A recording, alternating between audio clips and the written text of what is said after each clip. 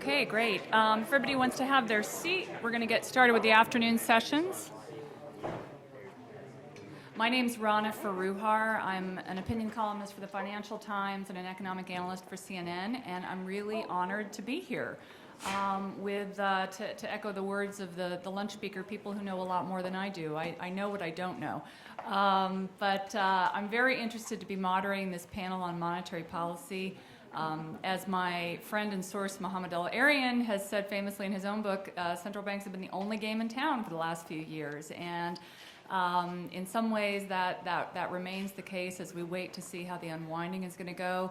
I've done a lot of writing about the effects of monetary policy post-recovery, in particular the divide between the markets and the Main Street, and how QE and rates have affected both asset prices and Main Street America.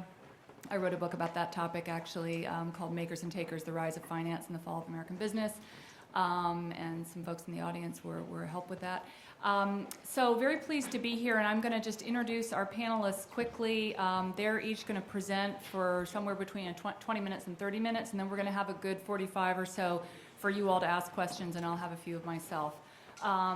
So I would just set the stage by saying we've had, as we all know here, an unprecedented period of monetary policy, $4 trillion money dumped by the Fed, $30 trillion by central banks globally. Very hard for me to imagine that hasn't had a pretty significant distorting effect on the economy, and that it won't have some ripple effects as we now pull back from it, although we don't really yet know what those are going to be, I think.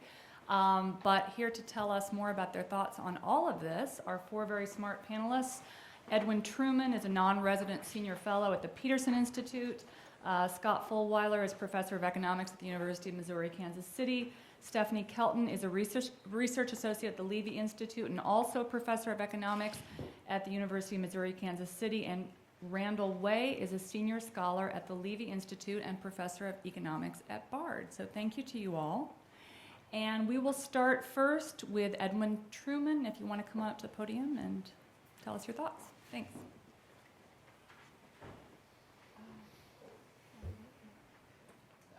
I do want to start with some personal remarks, which may be a little off the mark, but I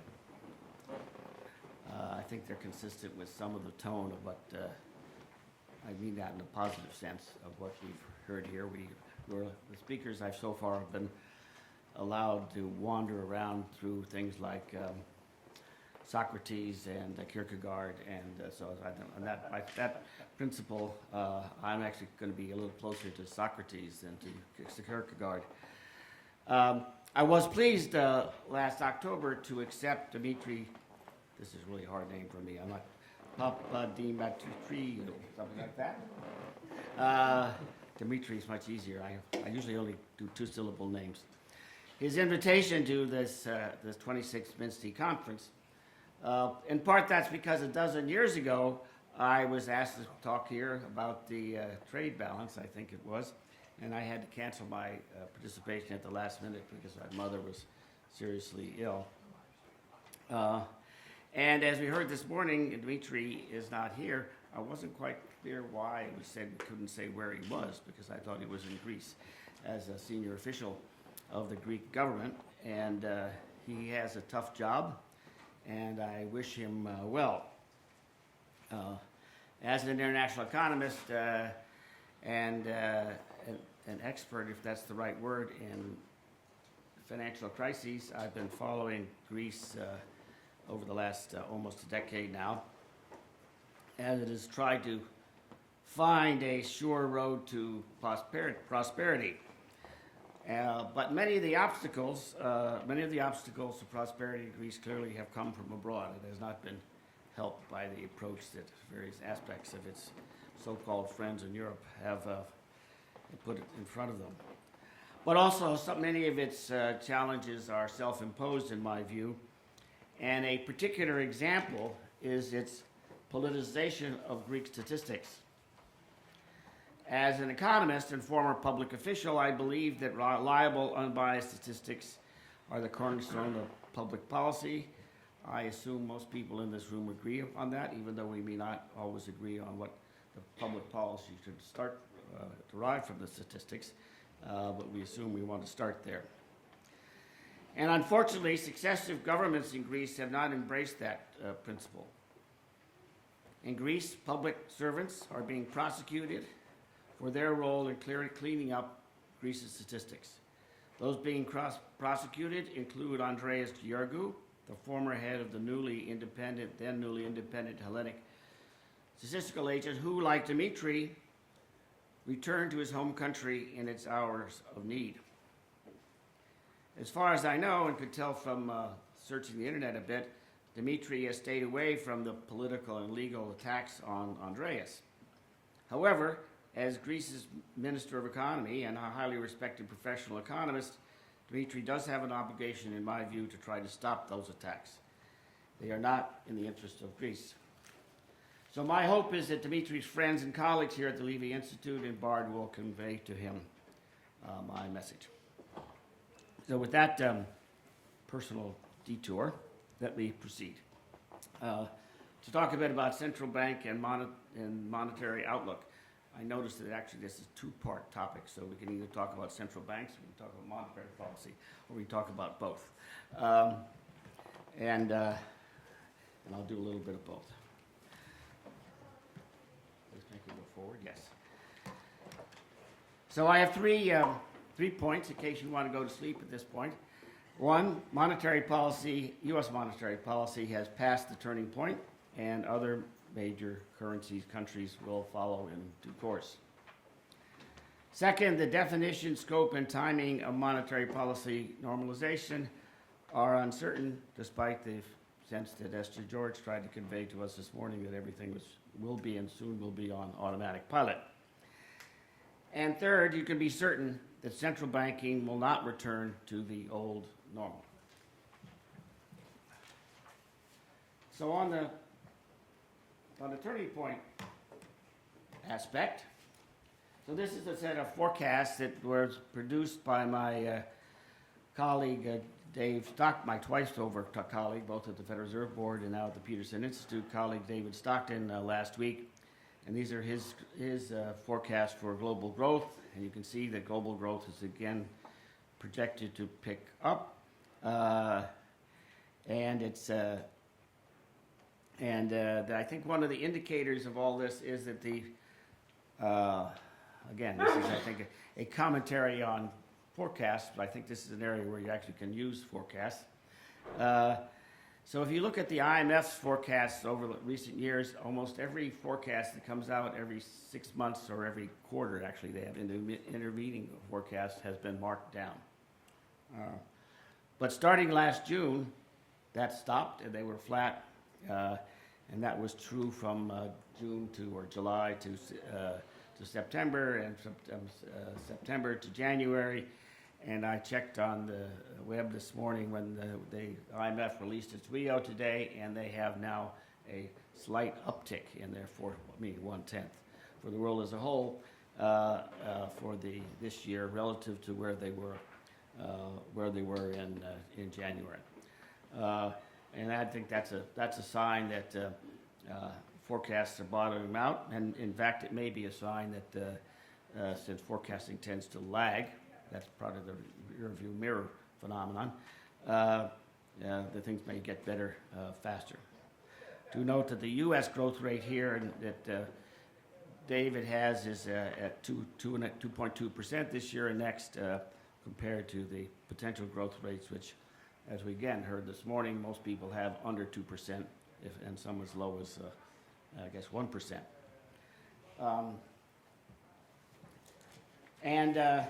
One thing I think you can be sure of is that growth will not be this rosy. This is a chart that I didn't put it on the chat, but I should. I've stole from another colleague, both at the Federal Reserve many years and now at the Peterson Institute, Karen Dinan. She gave last week.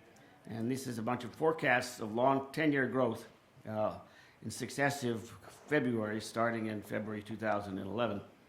And this year they have a little tick up, but of course they're going to 2.5%. So the assumption here is that the forecast is 2.5% real growth for the next 10 years, and I think that is going to be difficult to achieve. The challenge for U.S. growth is that we have powerful supply-side factors that mean that growth will be tepid relative to what it was in the 70s, 80s, and 90s. One factor is that we saw this on one of the charts this morning. Women are no longer surging into the workforce, baby boomers are starting to retire, and productivity growth is slow. A sustained higher pace of growth requires boosting the supply side determinants of output, and that's not something you can do with fiscal expansion and financial reforms alone. This is under the current conditions versus the recent past. Immigration, as we also heard this morning and at lunch, could also be a very big negative. So here you have a fan chart. We've seen several fan charts. I think this one was not shown. A fan chart of where the Federal Reserve has been since it started its tightening cycle in December of 2015. So that the chart is dated from the month before the Federal Reserve started raising interest rates. So pardon me, I don't call the Federal Reserve Mother Fed. The Federal Reserve has been behind all except essentially the 1987 cycle, but that's because there was a dip in the context of the stock market crash at the end of 1987. But you can, so they've been going slowly, and you can be assured, as George said this morning, they will continue to be measured, even if she thought they shouldn't have gone as far one way, the other way to begin with. So we have long and short rates rising since the beginning of this tightening cycle. The 10-year rate has risen by 31 basis points, and the federal funds rate has risen by 67 basis points. That is a normal, if there's anything normal in this world, a normal relationship between what happens to the funds rate and what happens to the long-term rate. But the dip in the meantime was from November to early last year was not normal, and I would suggest that is because the expectation in the market began about the level of short-term rates was that there would be less and things would be later. And you can see in this chart essentially that you've had a decade of revisions and expectations about the long-term interest rates. You don't have to believe, by the way, and I don't, that the expectations is what drives long-term expectations in terms of successions of short-term interest rates that derive long-term interest rates, but they're a useful device to frame your thinking. And you see in the first run-up there in the 2013 period, that's the taper tantrum, when things ran up by 100 plus basis points. Since then, the Federal Reserve has been more careful on communication. I think I would like to stop and make one comment on this point. A lot of people go around criticizing the Federal Reserve and other central banks about their communication as if they could always be able to tell you exactly what they're going to do on all kinds of different circumstances, which requires a much more accurate crystal ball than even central bankers pretend they have. And by the way, sometimes central banking, monetary policy should have surprises. That's called making people wake up. But the Federal Reserve has now been more careful on communication. So you see the run-up essentially from what you might call the Trump tantrum, which has been about 70 basis points, is much more, has been much more restrained. Looking at the world, just to say that we're coming together, there has been substantial global divergence in performance, but there has also been a convergence in terms of lower unemployment rates around the world. Other advanced economies are behind the United States, but conditions are easing in those countries. And you can see it as well if you look at inflation, where the concerns about, maybe with the exception of Japan, concerns about dipping down deeply into deflation range have largely gone away. Of course, the issue is whether U.S. policy will or should allow an overshoot of this 2% inflation target. I'm not sure how you interpreted President George this morning, but I don't think she would be inclined to allow much in the way of an overshoot. I would submit, and this is the position of my colleague Dave Stockton, that it is likely that there will be some overshoot of the 2% inflation rate, and the question is how much, and whether that's, and you could also ask whether that's good or bad. So that brings me to the second point about normalization of monetary policy. The United States has started monetary policy normalization, but we don't really know what is normal. We don't know what the processes will be, and we don't know how long it will take. I would submit that we at least think we're facing a new normal of low interest rates, at least for a while. That's because of the concerns about so-called secular stagnation. We have low population growth, which means low growth rates. We have an increase in retirement savings. We have low productivity growth.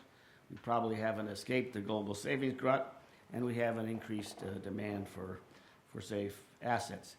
I think this characterizes the situation in advanced economies. I'm not sure it characterizes the situation in emerging market and developing countries.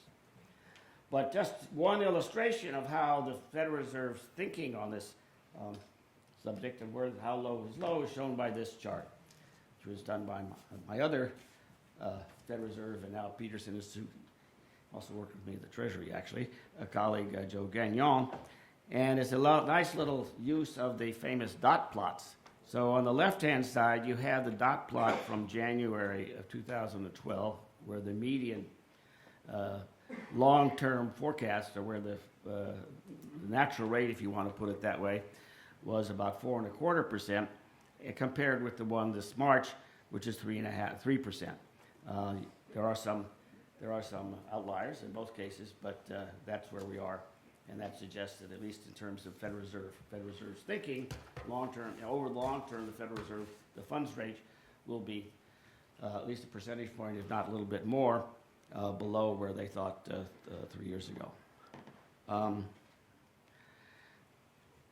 So here's a forecast, again from David Stockton, and you see he has a gradual rise in the federal funds rate. Doesn't quite even by the end of 2019. Doesn't fall short of the median that I just showed you. There are some participants on the FOMC who think the rate ultimately will have to be higher. But I think the point here is that it's going to take a long time to get there. So if the normal for the Federal Reserve is a funds rate at 3%, the Fed may take 3 years to get there. In the meantime, U.S. monetary policy will remain accommodative. Again, Esther George mentioned this morning, but I think it is a thought that, no offense to the journalists, or maybe offense to the journalists, forget. They say, well, as soon as the interest rates start rising, the federal funds rate starts rising, that means monetary policy is not going to be accommodative. Right? That's the end of the sugar high. Well, that's not the case. There's just the point is that you get fewer, if you want to extend that metaphor, you get fewer lumps of sugar each month, but you still get more sugar until you get to something like the normal rate. So in the meantime, U.S. monetary policy for at least the next 3 years is likely to be accommodative.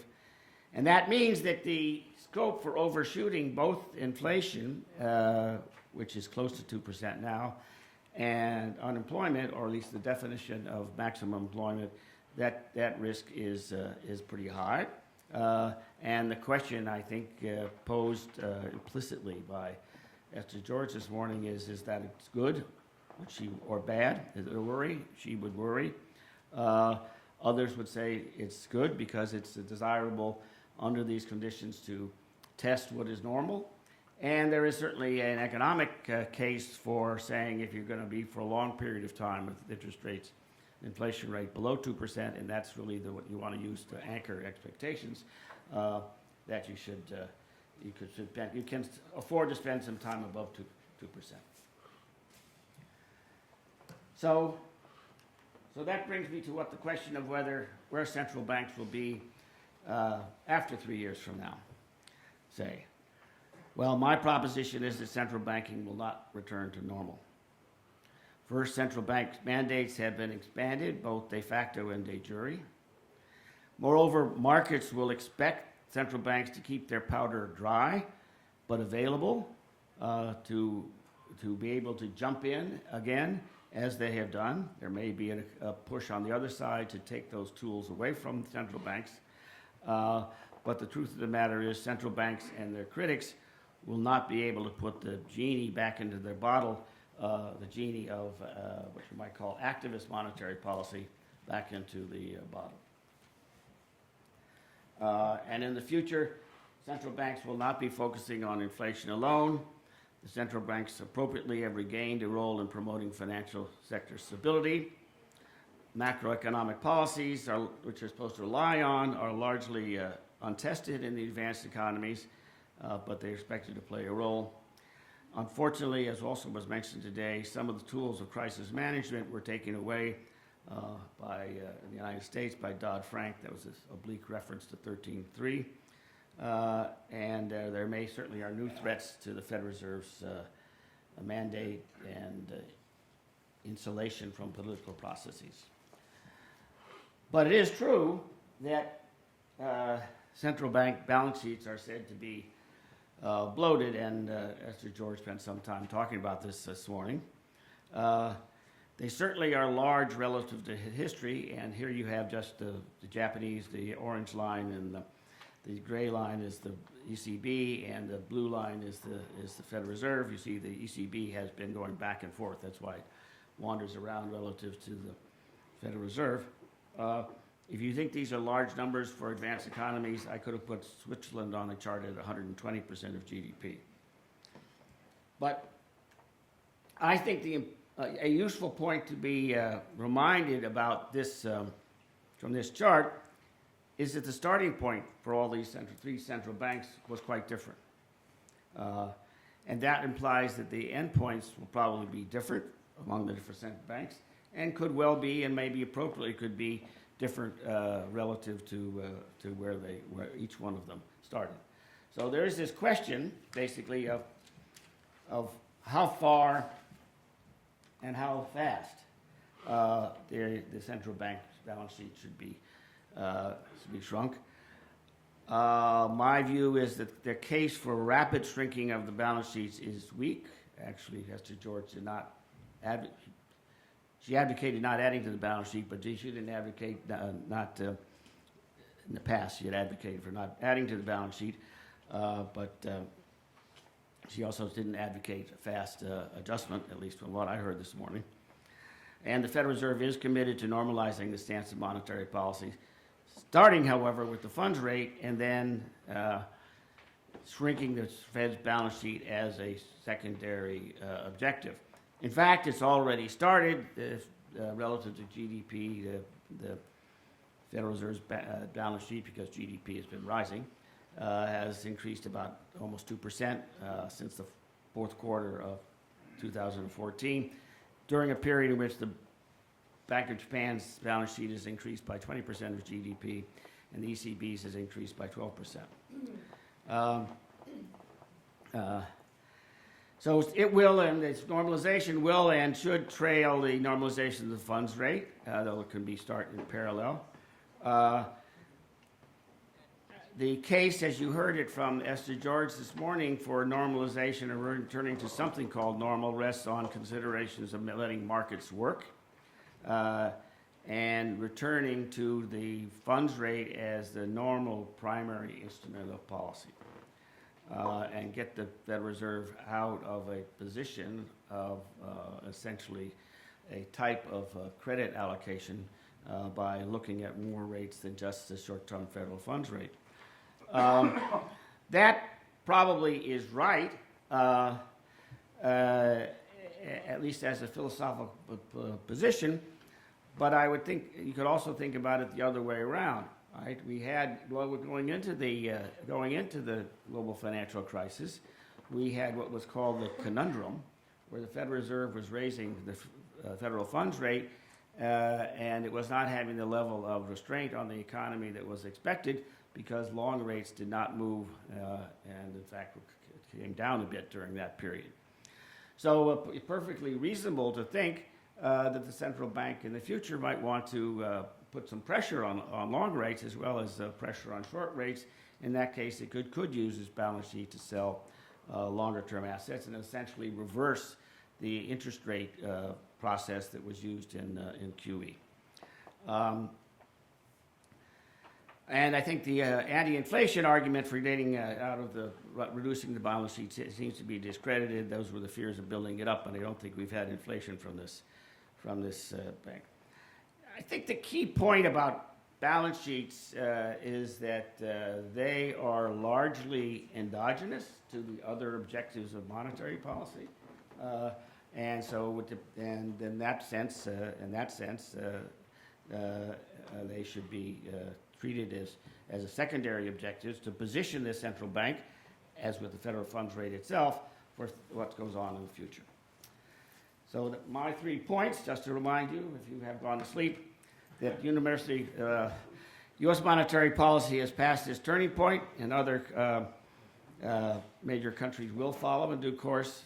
The definition, scope, and timing of monetary policy normalization are uncertain, and central banking will never return, or not soon return, to the old normal. Thank you very much. Okay, thanks, Ted. Scott, over to you.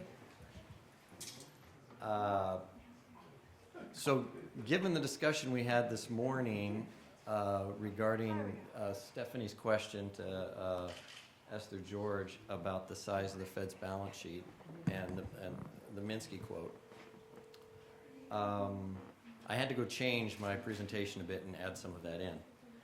Anyway, so my presentation is called, as you can see, Minsky and the Flat Ocean Theorists, although there's going to be a bit of a digression here on the unwinding the Fed's balance sheet, which I actually was the topic of my talk at this conference 2 years ago, although there's some different points being hit here. Anyway, real quickly, let's remind ourselves of the quote that Stephanie gave us from Minsky.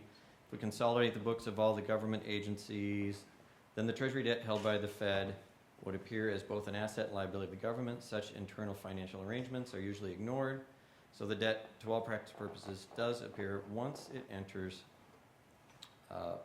Federal Reserve System's portfolio. Does disappear. Oops, thought there was something wrong there. Okay, so if we look at the most recent snapshot of the Fed's balance sheet, you can see there are Treasury securities about $2.5 trillion, mortgage-backed securities about $1.8 trillion. So what the Fed's going to be doing to shrink its balance sheet, let's just talk about the Treasury portion for now, obviously is allowing those to run off, right? Maybe even selling them, although that probably isn't in the books. Allowing those to run off and not buying new ones. So I just wanted to do a little thought experiment. As the Fed does that, that's considered to just be a tightening of policy, right? Because they are, well, you could look at it two ways, right? They're reducing reserve balances, or they are reducing the amount of bonds they're purchasing, and thereby allowing interest rates to rise. But think about it a different way. What if instead of the Fed, it was the Treasury auctioning the securities? Right? We would call that a deficit. We would call that increasing the national debt. So when the Fed does it, sells the treasuries, that's just monetary policy. When the Treasury does it, it's increasing the national debt, right? Now, we can kind of talk about it this way because the national debt ceiling actually includes the treasuries that the Fed owns, which is obviously silly, but the debt ceiling is silly anyway. But anyway, so there's a political component here, which is what the Fed's actually doing is it's raising the national debt, right? They don't talk about it that way, but they're effectively raising the national debt by putting it back out there into circulation, okay? And so we might think about, well, yeah, but when the Treasury sells the debt, or buys back the debt, sorry. Oh, I said that wrong, right? What if the Treasury had bought back the debt instead of the Fed buying the debt during QE, and now was selling it again? That would be an increase in the national debt. Gosh, just ignore everything I said the first 2 minutes, right? And so we might say, well, if it was the Treasury buying back the debt, you wouldn't have increased the Fed's balance sheet like with QE.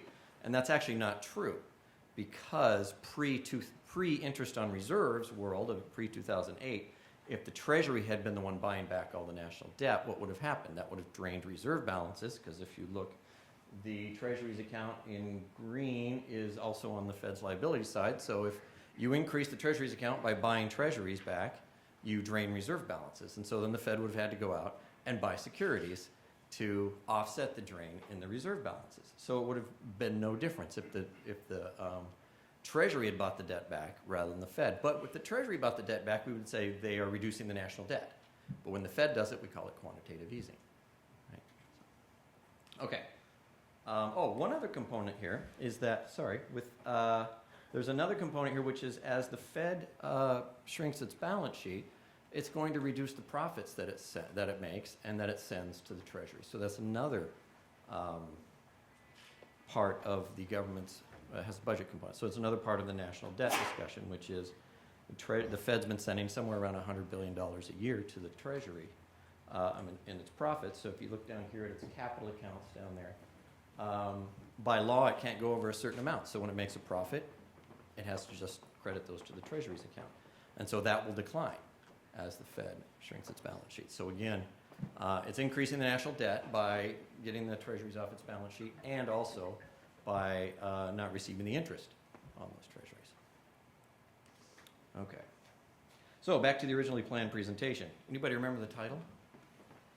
So Minsky and the Flat Ocean Theorists.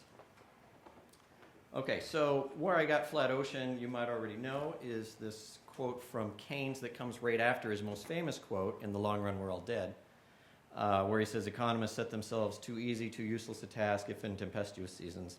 They can only tell us that when the storm is past, the ocean is flat again. Right?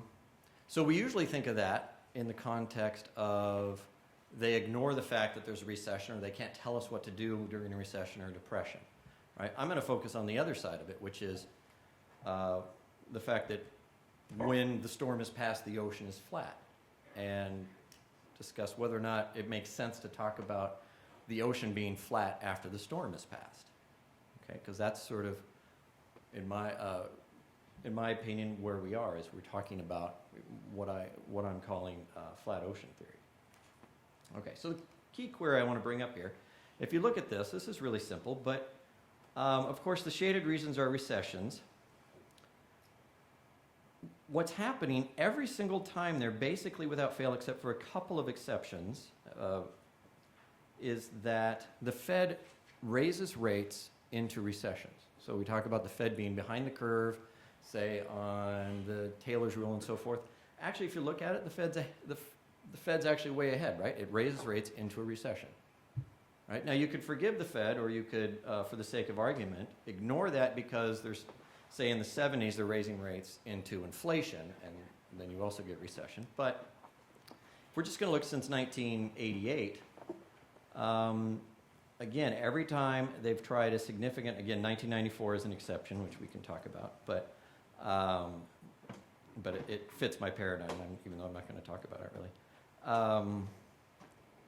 When the Fed is raising rates like this toward the, as we get well into an expansion, as Bob was talking about, it has to turn around quickly, right? And the question is that where we are again now in 2017, when we are, say, 8 years into this, say, quasi-expansion that we've been in? Okay, so the basic model that I'm going to call the flat ocean theory that the Fed has been using is that real GDP is basically a function of trend growth and shocks, right? And it's the Fed's job to deal with the shocks, not the trend growth, right? And so then the trend growth is slowed, so even though it's slowed, we're not trying to improve on that because that's just the trend, right? We're at the trend, and so we start to raise interest rates. Now, we already made America great again, so now we can raise interest rates, right?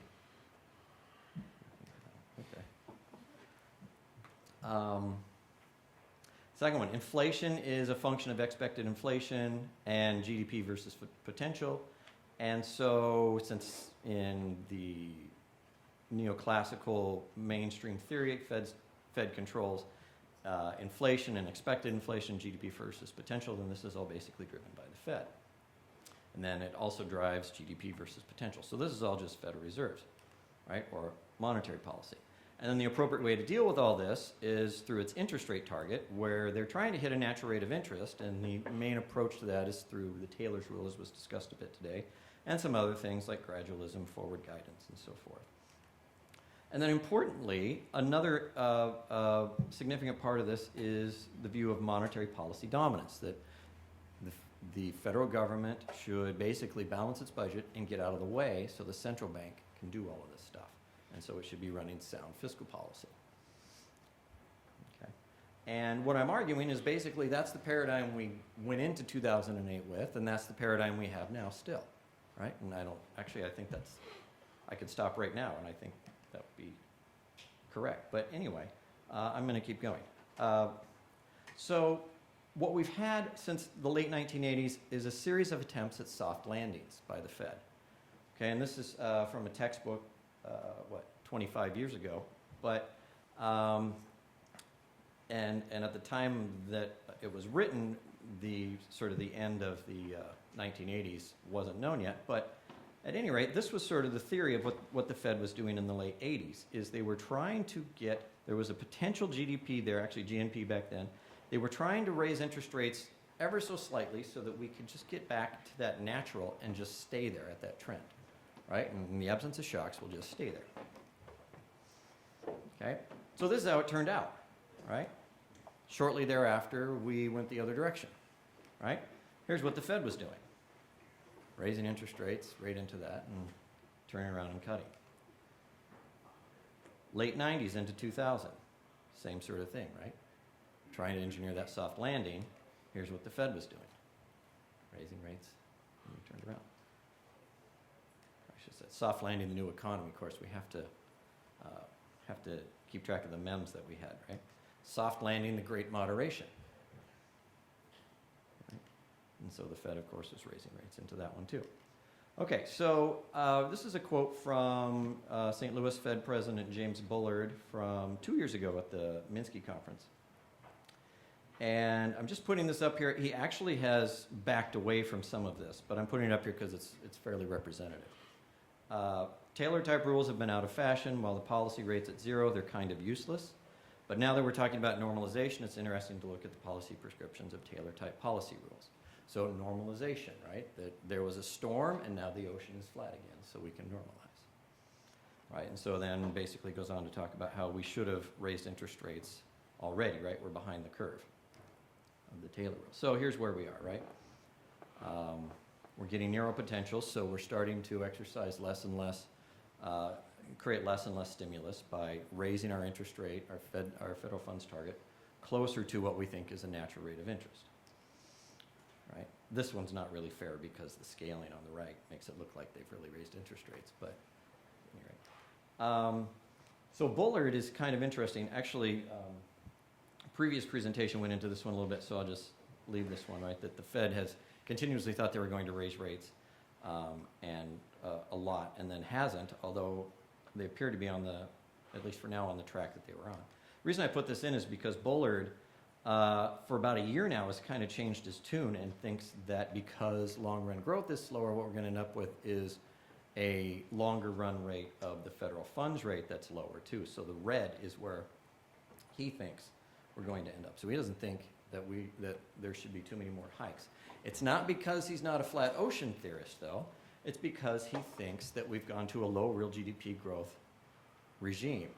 Okay, so it's basically neoclassical capital theory, where the returns to capital are related to the growth rate. Okay, so what would Minsky do? So, of course, Minsky was not a flat ocean theorist. Not only is stability an unattainable goal, whenever something approaching stability is achieved, destabilizing processes are set off.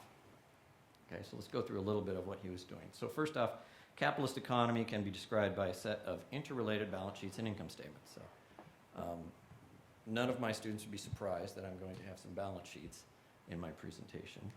So if we just look at the balance sheet of a non-financial corporation, that's just sort of a plain vanilla balance sheet. And we take the left-hand side, the assets, and subtract from it sort of the non-credit related liabilities there, non-debt related liabilities. You get basically the part of the balance sheet that you factor in when you do sort of a net present value or a company valuation and so forth type of analysis, right? You take the cash flows from operations that are going to be generated, subtract from it this number that you see here, which would be the asset minus the non-credit liabilities, because that's what you have to finance to, say, grow the new project. And you get your valuation of your project, or you can do the same thing for a company. And that's pretty standard stuff. Okay, and that's actually to some degree where Keynes was going too. Keynes and the margin efficiency of capital and so forth. And so what Minsky comes in and does is he starts to talk about a financial theory of investment. So he goes to the liability equity side, and he talks about, well, okay, so you've got a project. Are you financing it with equity, or are you financing it with debt? And then starts to talk about how, well, over time, as Bob was talking about at lunch, as the projects pay off, we start to not concern ourselves as much with matching the or having the cash flows from the project be greater from the cash outflows that we're requiring ourselves to finance it. And that's where the famous terms hedge, speculative, Ponzi come in, right? Where you're a hedge financial unit if you've got some cash flows that are expected to cover the debt. Speculative unit if you're going to have to refinance, but you're at least covering the interest, maybe more. And your Ponzi if you actually are going to have to be covering, if you're going to have to be refinancing even some of the interest payments. And so this is what traditional project valuation and so forth, at least in the finance textbooks, leaves out, right, is that matching the liabilities, the cash outflows that are coming from those. Okay, so Minsky was looking at that and looking at the evolution, say, over the course of a business cycle and also over the course of more of a secular trend there. So then if we look at a bank's balance sheet, where Minsky went there is to talk about underwriting, that banks in their underwriting and decision to make a loan, they should be figuring out and making loans to those businesses that are doing the projects. They should be figuring out the cash flows relative to the cash outflows from the projects related to debt. They should be setting appropriate margins of safety and so forth. And over the course of the cycle, as more and more projects are successful, they start to adjust downward some of those margins of safety. Right? And then Minsky also went to the refinance side. And historically, the Fed is changing the short-term interest rate through open market operations. It's not exactly true, but for the sake of argument, I'll leave it there. Through open market operations to affect the cost of short-term borrowing and the liability side, the cost of the liability side of the bank balance sheet.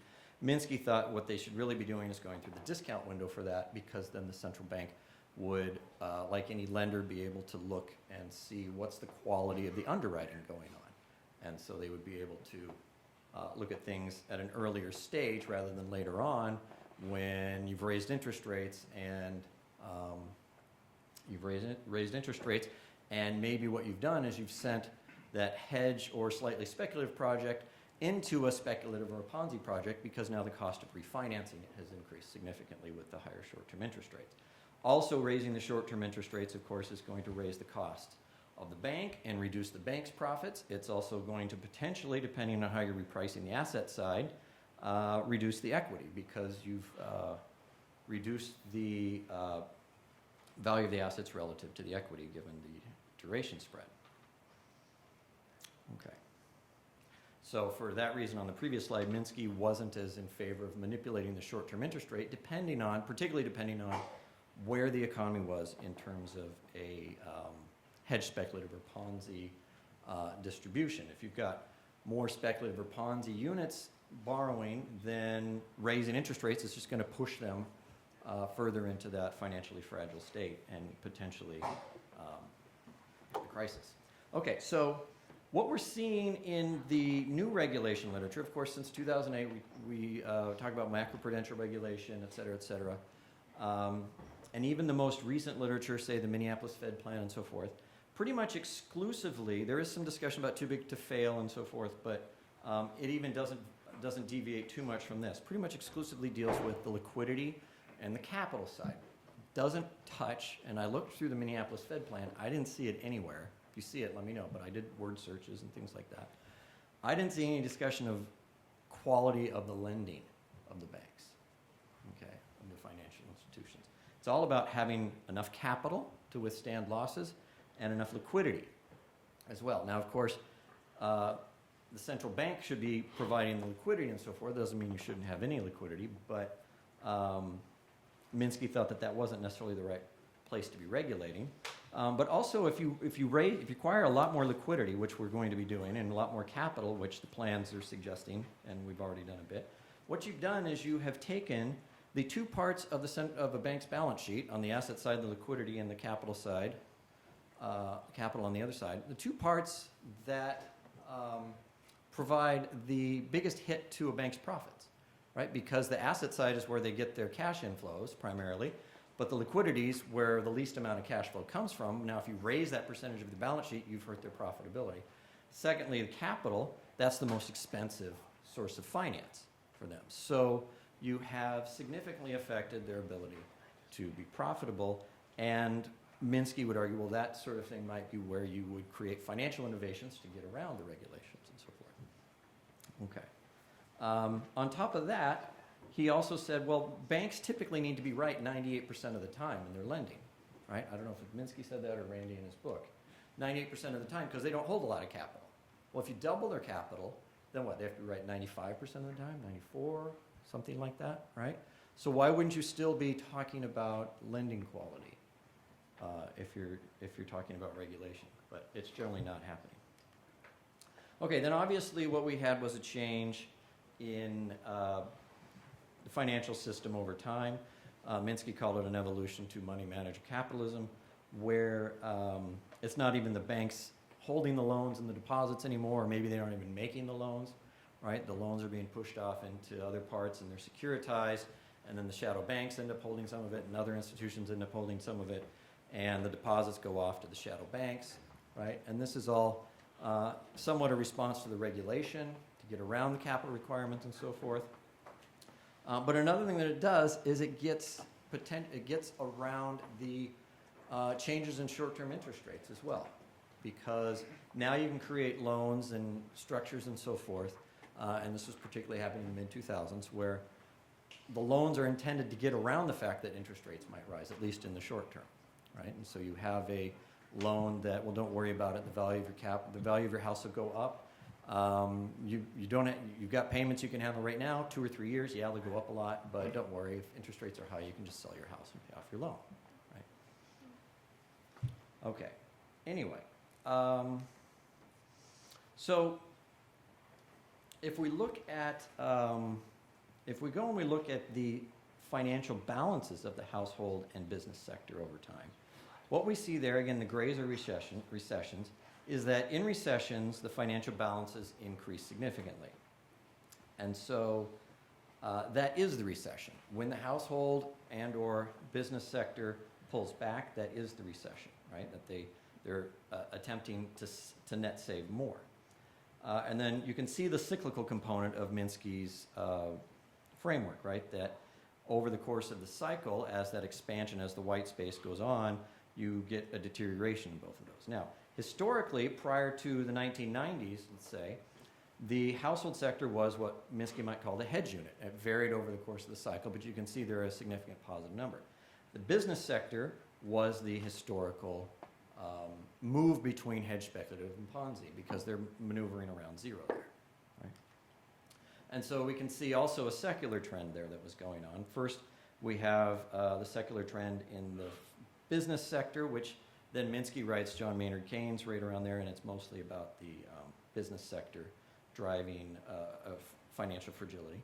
And then we turn to it being, through money manager capitalism, a lot of it in the household sector, right, and driving the economy through credit to the household sector. I was going to skip that one. And the interesting thing is to throw in the financial sector in green. And you can see up until 1980, the financial sector was pretty boring, right? And then something happens around 1980, and the financial sector starts to be a part of driving all of this. Again, consistent with Minsky's discussion of financial fragility and cycles and so forth. Okay, so we have to put all this, actually that was just the private sector. We have to put this into a bigger view with the public sector in particular. We got the rest of the world in there. But as Godley told us, there is, we have these financial sector balances. Not every country in the world can run a trade surplus. That should be obvious, right? And not every sector of the economy can run a trade surplus, right? Somebody has a deficit, somebody else has to have a surplus. So when we look at the data, of course, who's the historical deficit runner? Well, it's the government sector, right? Because the private sector, on average, wants to be in a positive balance. And unless you're going to have a big current account surplus, which not every country in the world can do by definition, right? You're going to have a government sector deficit, okay? And we can see this again if we just isolate the government sector and the private sector being composed of what we had in the previous slides, household, business, and financial. And again, you can see there, this one has the recessions in there, and you can see there how those move with the recessions, right? That when the private sector goes to try and fix its balance sheet and move back from speculative or Ponzi into hedge, that's it net saving, and the blue increases, and the government sector in kind offsets that, right? And so Minsky says, during a protracted expansion dominated by household and business deficits, the ratio of household and business financial commitments to income rises, whereas an expansion dominated by government deficits, the ratio of private commitments to income decreases. Okay, well, let's back up and look at what he's talking about there. If you've got an expansion dominated by household and business deficits, what would that be? Right? Well, think about if you're trying to stimulate the economy out of a recession with monetary policy, right? What are you doing? Unless you're generally cutting interest rates, right? Or maybe doing quantitative easing or negative interest rates, whatever. All of those are attempting to get the private sector to spend more out of existing income, right? So you're raising commitments, financial commitments to income. If you do this with government deficits, though, you are raising income while you're raising spending, okay? And you can have then commitments to income decreasing. They might not decrease, but they certainly wouldn't increase as much as the other way. So this is a distinction between monetary policy and fiscal policy, using them to manage the economy, that Minsky picked up on, and I still haven't seen it in any mainstream textbook. We always look at, we have two things we can use to manage aggregate demand. Well, three things if you count, say, the exchange rate, right? We can use fiscal or monetary policy, right? But from a Minskyan perspective, these are totally different. One of them drives things with private debt. One of them drives things with private income, right? That's very different. So Jan Kregel, a piece from 1992. So we thus have the fundamental point of difference between the two approaches, Minsky and the neoclassicals. The neoclassical view is monetary policy to be assigned to control goods prices, or a fiscal policy to control quantities. Or from the Minskyan view, should it be directed to stabilize capital asset prices? Regulation, right? Making sure underwriting is good, making sure there's decent margins of safety, and so forth. And then having an active role for fiscal policy in managing the financial position of the private sector and offsetting it. Okay. Well, so what if we had a world where we ignored fiscal policy and we allowed money manager capitalism to come in, and the private sector built up a bunch of debt, and then we used the monetary policy to slow down the economy with raising interest rates? We would probably expect that as interest rates got higher, debt service would get high, and there'd be some sort of problem. Fragility would get too high, and there'd be a crisis. We'd have to turn around quickly. And then we'd cut interest rates really, really quickly and try and get out of the recession that way. And so what we're doing is getting out of the recession by raising more private sector debt, what just caused the crisis, right? And what we would expect to see over time, if you continued that pattern for, say, 30 years, that maybe the average level of interest rates that you're adjusting would start to fall, right? And lo and behold, that's what happened. Not that that's the only explanation for that, but it fits rather well into the Minskyan paradigm. Okay, conclusion. The return of flat ocean theory, or did it actually ever leave? So this is a famous piece that Willem Bouter did in 2009 after the financial crisis. That's has been used by folks like me to talk about, see, look at how wrong the neoclassicals were, blah, blah, blah, right? So the Monetary Policy Committee of the Bank of England contained a strong representation of academic economists and other professional economists. Turned out to be a handicap. Central bank had to change from being inflation targeting central bank under conditions of orderly financial markets to a financial stability oriented central banker under conditions of widespread market illiquidity and funding illiquidity. So I didn't think much of this for a while. I used this all the time in my presentations to talk about, see, they had no idea how to deal with a crisis because they ignored it, just like Keynes said, right? But if you look at it now, what are they saying? They're saying there is a normal, there's a flat ocean, we had a storm, right? And at some point, if you follow the logic, you can reverse that and say, well, at some point, we're going to go back to being an inflation-targeting central bank under conditions of orderly financial markets, which is where policy is going now, of course. So let's see, I'm going to need about 1 extra minute here. But so if we look at this, the paradigm of the Fed and economists in general, again, there's this, do we really have a natural and neutral rate of interest that exists irrespective of the financial positions of the private sector, whether they're hedge speculative or Ponzi, that exists irrespective of the fact that spreads between different rates of interest, as Bob was telling us, can move countercyclically? Is there really a new view of fiscal policy, right? Jason Furman and so forth had this discussion before, and Olivier Blanchard talking about how, well, now we can use fiscal policy, right? Bringing back most of the old Keynesian stuff. But if you read the fine print, it's really, well, as long as there's a recession, once we get back into an expansion and we get toward full employment, fiscal policy, get out of the way, let the Fed do their thing, right? So it hasn't really changed. Have we had any discussion of the evolution of private sector financial positions in the FOMC minutes, Board of Governor, Federal Reserve Bank speeches? I'll tell you, there just really isn't any. Okay.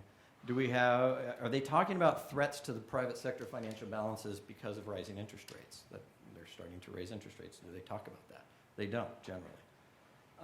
They have discussion of underwriting quality, margins of safety.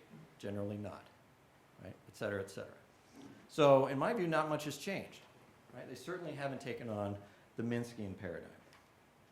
So to conclude, we have to be very careful, because when we're thinking that we're going to get a soft landing, if our model, our framework of a flat ocean theory isn't the correct one, we may end up with something entirely different. Thank you. Thanks, Scott. Stephanie?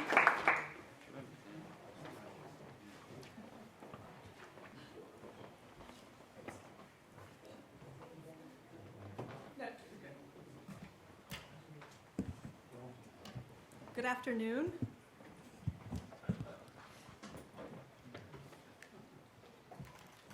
So I'm going to be intentionally provocative, as I'm wont to do when I come to the Minsky conference.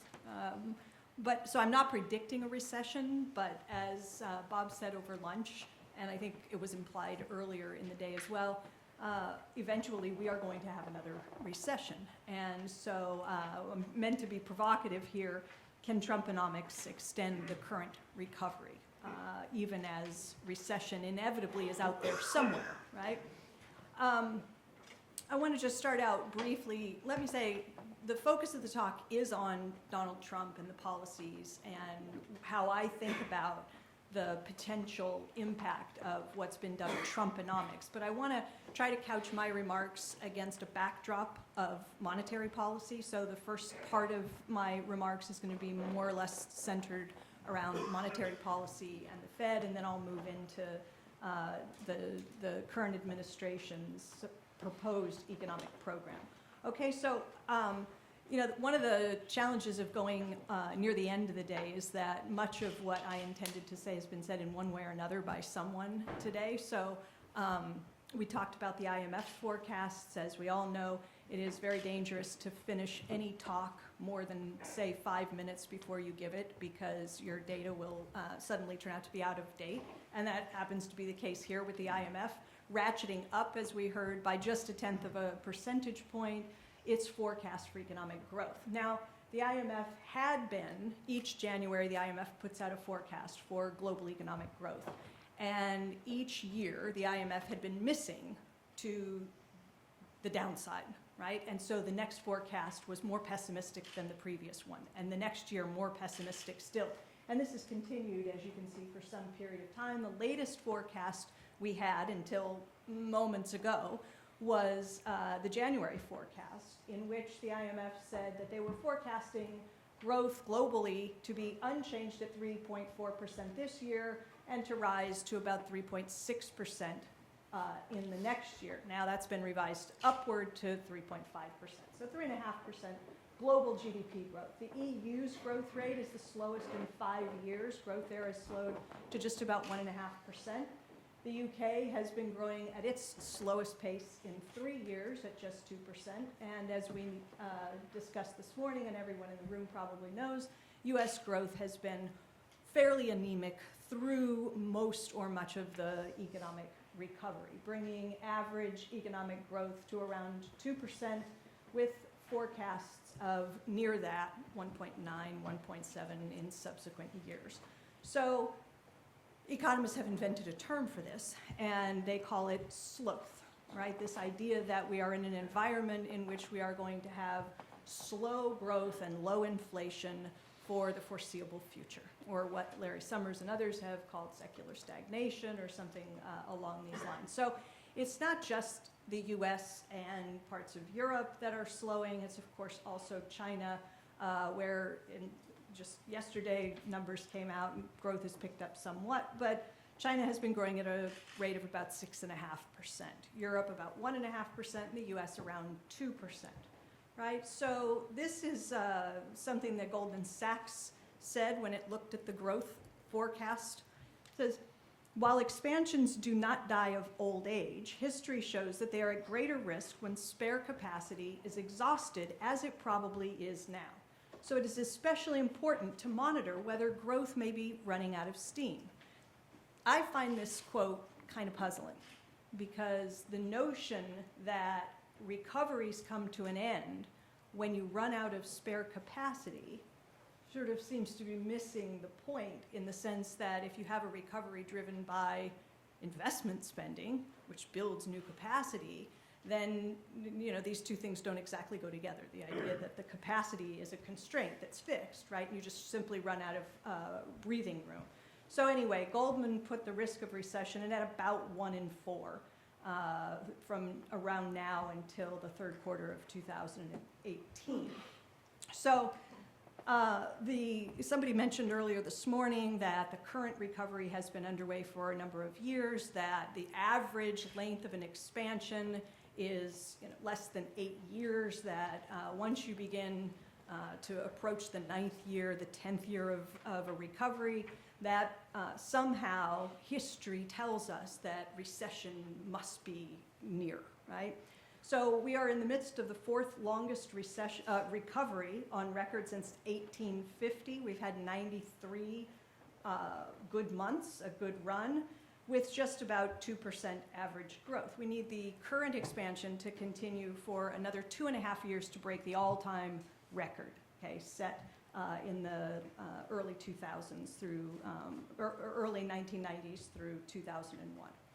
Okay, so what is the current environment? What does it look like? This is what Esther George talked about this morning, and what a number of other panelists have described in terms of their own views of where we are in the business cycle. Inflation continues to miss the Fed's 2% target. We can't quite get there. But the general assessment from both the Fed and, I would say, most market participants is that we are very close to full employment, if not at full employment. The Fed is confident that it will hit its 2% inflation target in the near term, that unemployment will settle somewhere around 4.5%, and that in the absence of unforeseen events, right, absent some new risk, the Fed will move forward with its tightening cycle. So the rate hikes are here, and more rate hikes are anticipated. Okay, so this, in a sense, is the Federal Reserve declaring victory when it comes to its dual mandate. And we have done our job. We have delivered full employment, maximum sustainable growth, and 2% inflation. Okay, so celebration time. But if the economy is so good, why did this happen? Right? That's the question. Why did someone who ran with a slogan that he was going to fix things, make America great again, why did that resonate with people if we really have an economy that is fundamentally sound? Now, this guy had his idea about why that happened. At least part of the explanation, according to Senator Sanders, had to do with rising income and wealth inequality. This is a graph, by the way, produced by Pavlina Chernova, who is the chair of the Department of Economics here at Bard College, and a former student in our graduate program at UMKC. And I was seated on the right of that chart. So this was one of my favorite days working in the U.S. Senate, because I got to bring Pavlina's work to the floor of the U.S. Senate and watch him talk about this in this context. So anyway, maybe inequality had something to do with the fact that Donald Trump was elected president against what on the surface appear to be healthy economic numbers, right? Larry Summers had an interesting report that he produced in 2014, and I find this really interesting. So Summers says, now remember, Larry's advising the Obama campaign, right? For a time he served as Obama's chief economist.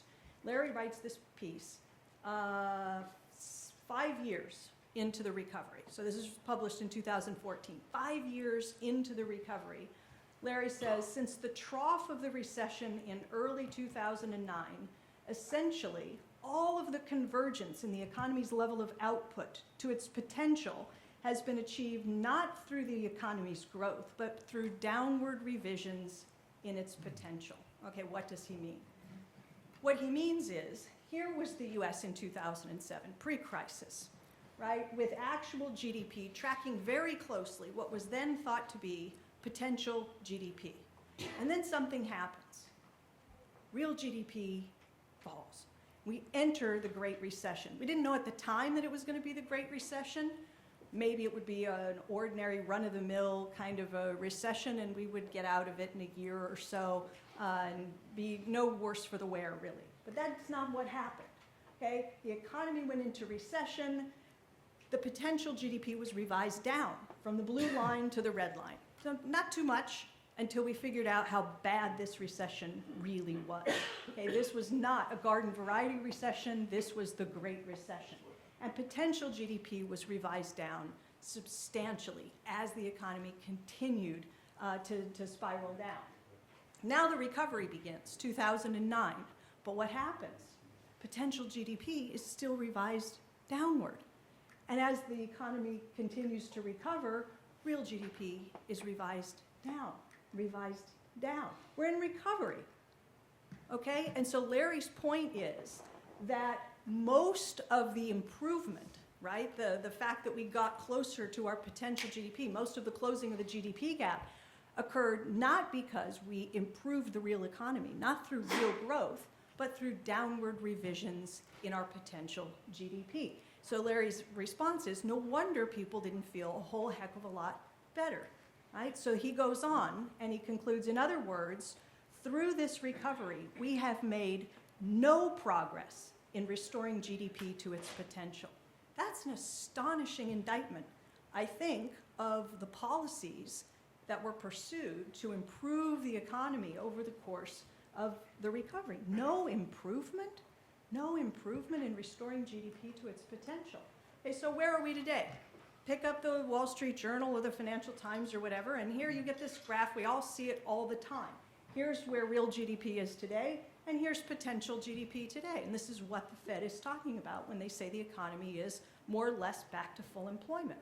We've virtually eliminated the GDP gap, but not compared to where we thought we would be in 2007, because that was the potential GDP before the Great Recession.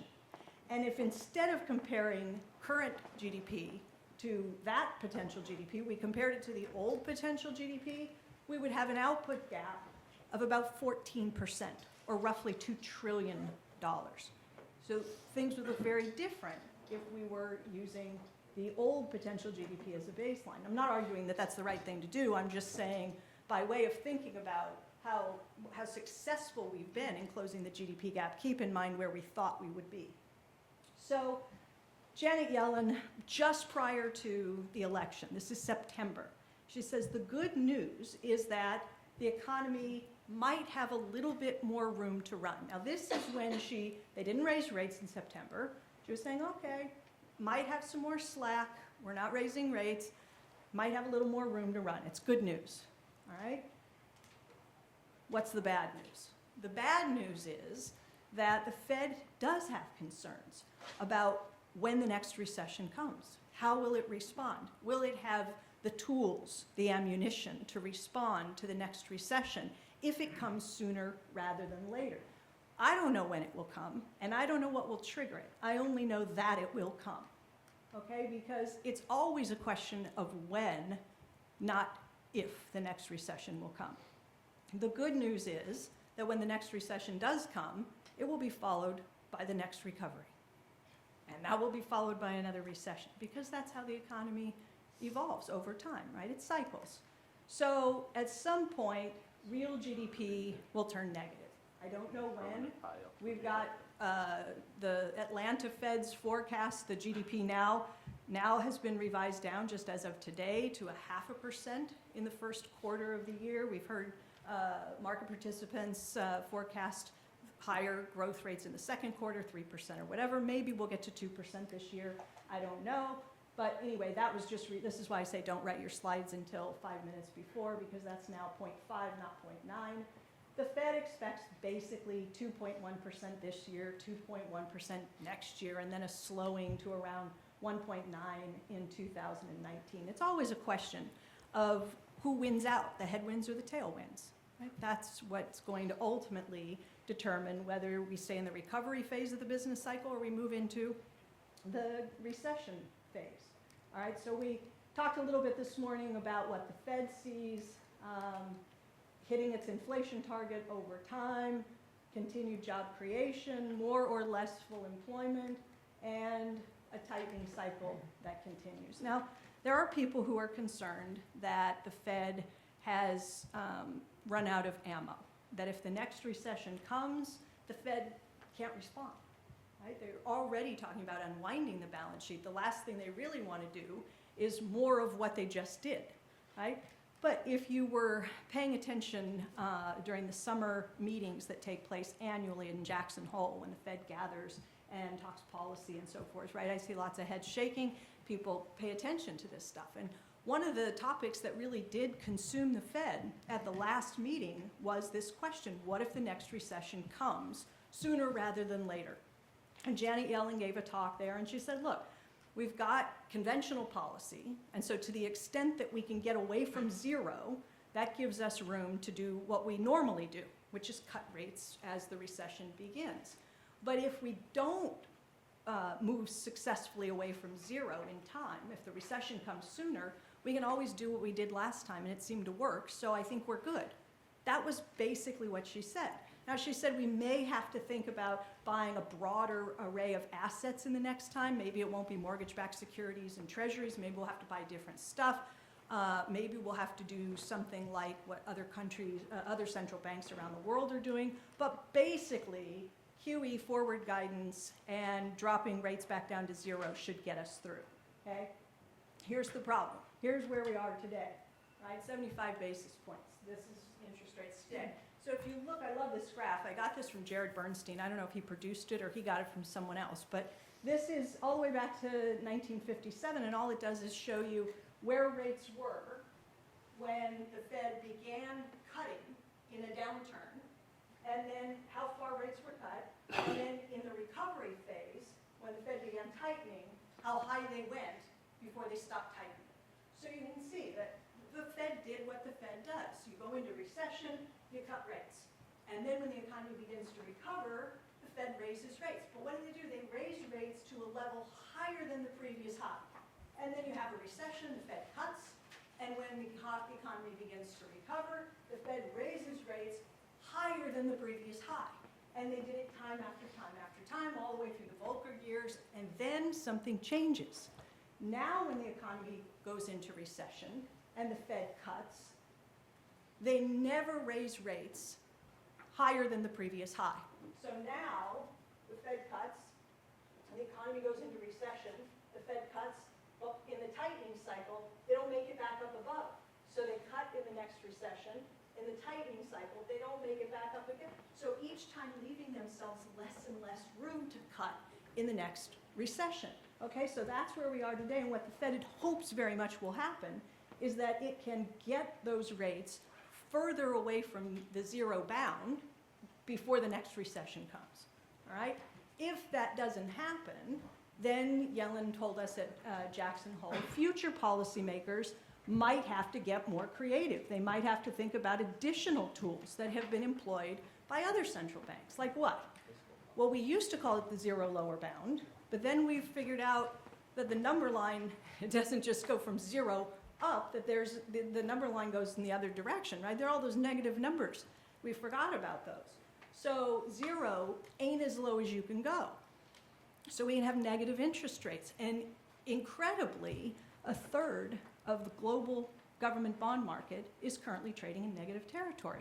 So you've got central banks, the ECB, you've got the Bank of Japan, you have central banks in Sweden and Switzerland and Denmark, all putting interest rates in negative territory, okay? Turning government bonds into fixed loss assets, no longer fixed income assets. I mean, it's a crazy new world, right?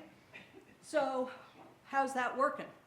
Well, and I'm not an expert on the Japanese experiment, but what I have read is that in many cases, research is finding that in Japan, people are doing the opposite of what the central bank intended in response to negative interest rates. That is, people are spending less today and saving more in order to achieve what?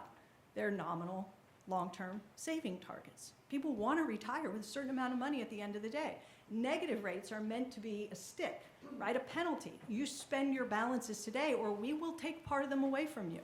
And people are saying, well, if you're going to take part of them away from me, I have to save even more today to end up with as much money as I'm trying to end up with at the end of the game. So at least in Japan, some of the research suggests negative interest rates not working well. Other types of things that central banks have been trying to do. Bank of Japan, again, here, raising its inflation target, so nominal GDP targeting. This is something Ben Bernanke has been sympathetic about, has written, right, supportively about trying to target nominal interest rates, which is really just saying inflation expectations, right? For a while, it seemed sort of difficult to tell whether we had a hawkish Fed or a dovish Fed, and we're all trying to read the dot plots and figure out the balance of sentiments and so forth. Increasingly, I think we can tell that the Fed has turned rather hawkish, okay? We had the one dissenting vote for the Minneapolis Fed president at the last meeting, but apart from that, it seems that there's broad consensus at the Fed that now is time to begin to raise rates, and that several rate hikes are expected this year, okay? So here's John Williams, president of the San Francisco Fed. Williams says, look, if we could come up with better fiscal policy, it would take the pressure off of us at the Fed to try to come up with other ways to engineer growth, to keep the recovery going. It means we wouldn't have to do it by expanding our balance sheet. It means we wouldn't have to turn to things like QE and other policies as much. Fiscal policy, right? The F word that nobody for a long time wanted to utter, right? Because as Scott said, we had just given over responsibility for maintaining sufficient growth and stable inflation to the Federal Reserve, and we said that's the way it works. The Fed drives the car, and the Congress's job is just to try to reorient the budget more in favor of a balanced budget sort of thing. So now, does that mean that Donald Trump and his economic program can come to the rescue? Should the economy falter before the Fed gets rates substantially away from zero? Does fiscal policy, can it carry the day here? Now, it's clear we don't know exactly what the Trump administration is going to put forward. We received only a month and a half or so ago the so-called skinny budget, which gives us some indication of what the administration is going to pursue in terms of tax and spending policies, but we don't have a clear picture of the whole array of policies. As my friend Pedro DaCosta at Business Insider says, Donald Trump appears to prefer a micro deal-making approach to grandiose, broad macroeconomic policy in a whole packaged up sort of way. Now, depending on who you're talking to, Donald Trump's economic program is either the greatest thing in the world potentially for growth in the US, or the greatest source of downside risk the world has ever known, right? The two extremes. I suspect that there's probably something in the middle there that we could talk about. So Larry Summers looks at the Trump agenda and characterizes it this way. This is probably the largest transition ideologically and in terms of substantive policy that we've seen in the US in the last 3/4 of a century. Like, we've never seen anything like this. This is, you know, a monumental shift ideologically and in terms of policy. This is big stuff. Okay, so what is it?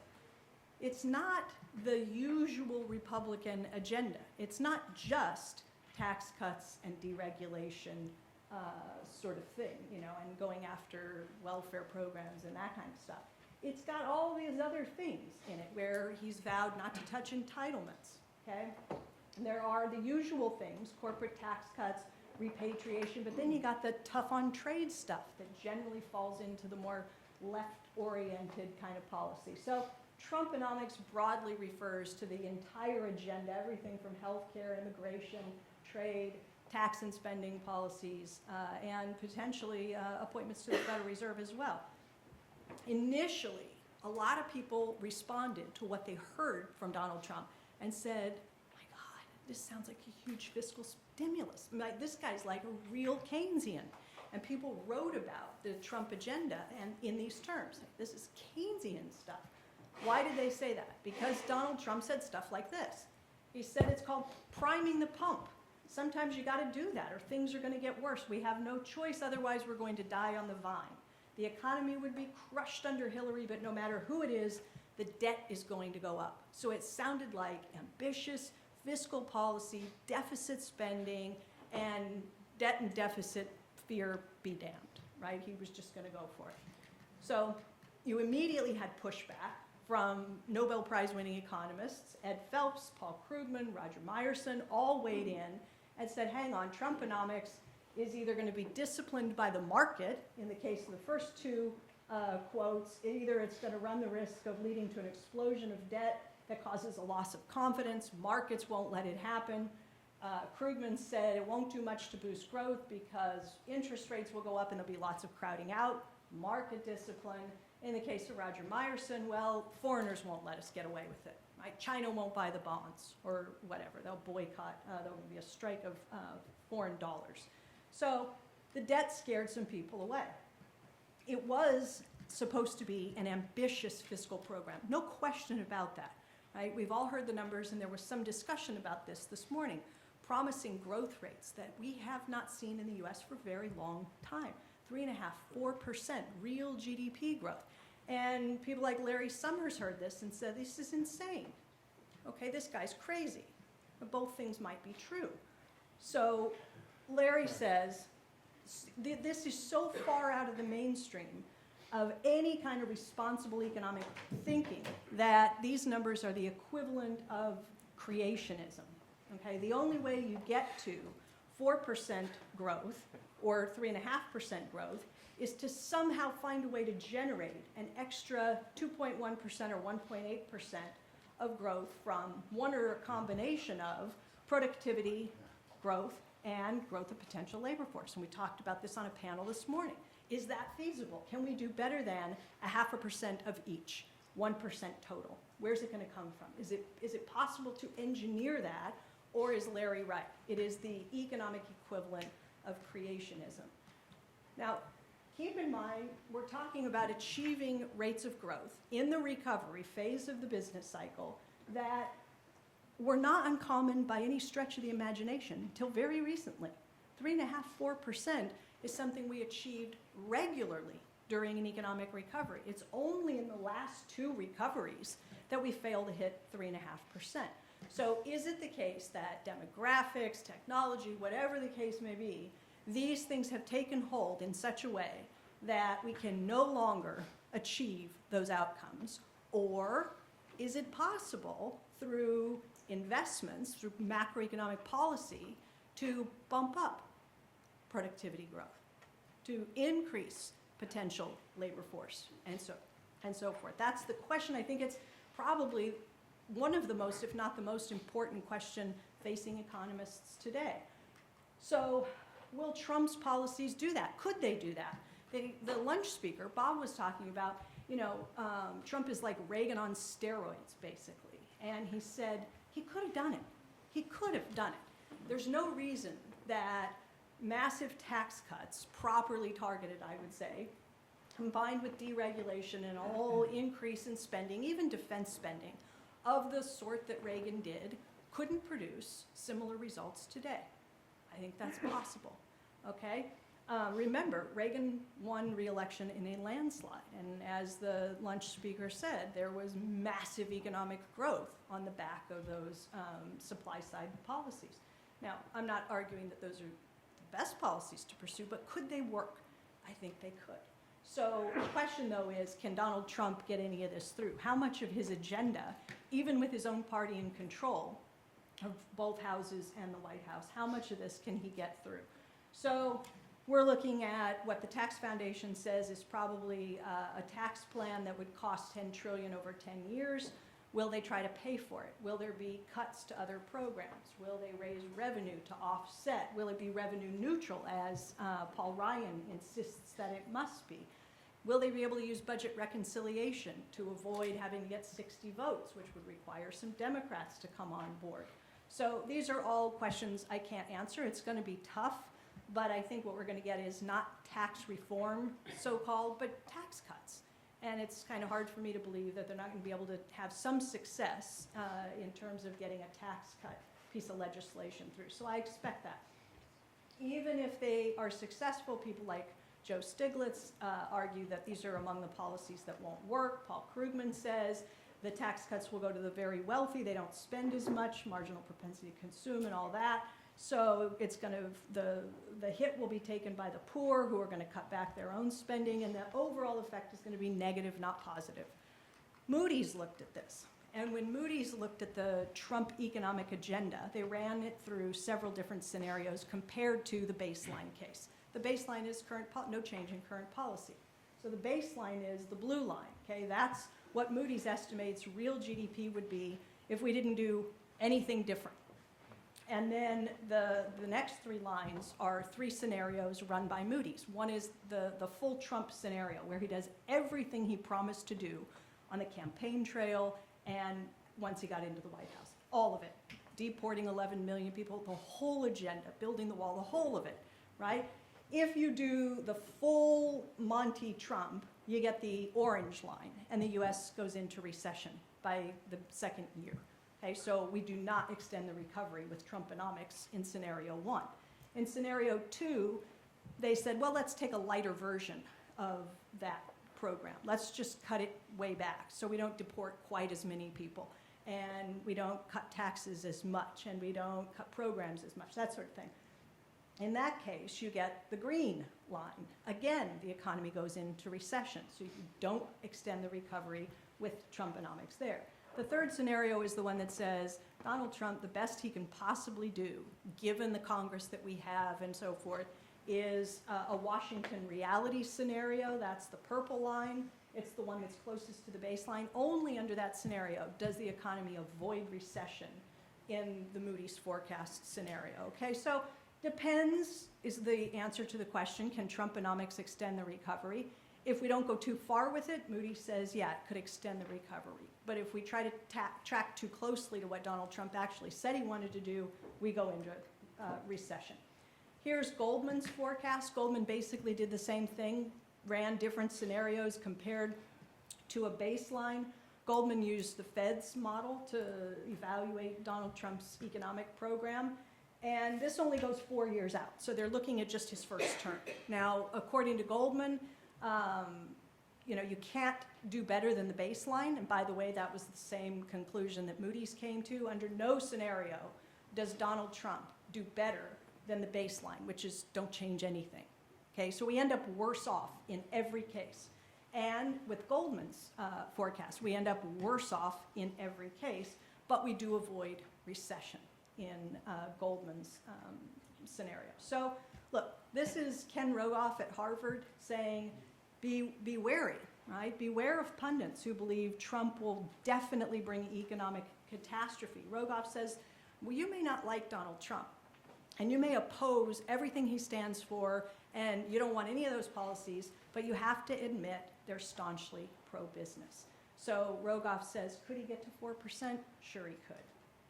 The question is, can we invest in the kinds of things that will push that trend GDP line back up? Can we claw back some of the lost potential through investments in things like investments in infrastructure, education, R&D, the kinds of things that former Minneapolis Fed President Coach Lakota said would raise potential GDP, create more space for the recovery to continue, and allow growth to exceed this 2% or so level. John Williams, San Francisco Fed, says exactly the same thing. Investments in R&D, education, infrastructure raise the level of future GDP and can make productivity growth higher and potential labor force participation higher. So the bottom line, this is the last slide, is there are too many unknowns. When it comes to Trumponomics, there are just too many unknowns. Nobody knows what's going to happen. But my sense is that many economists, perhaps most, have just been too pessimistic when it comes to evaluating the upside risk that might be associated with the kinds of things Donald Trump would do. So that's it. I quit, and thank you very much. Okay, thanks, Stephanie. So Randall, last presentation.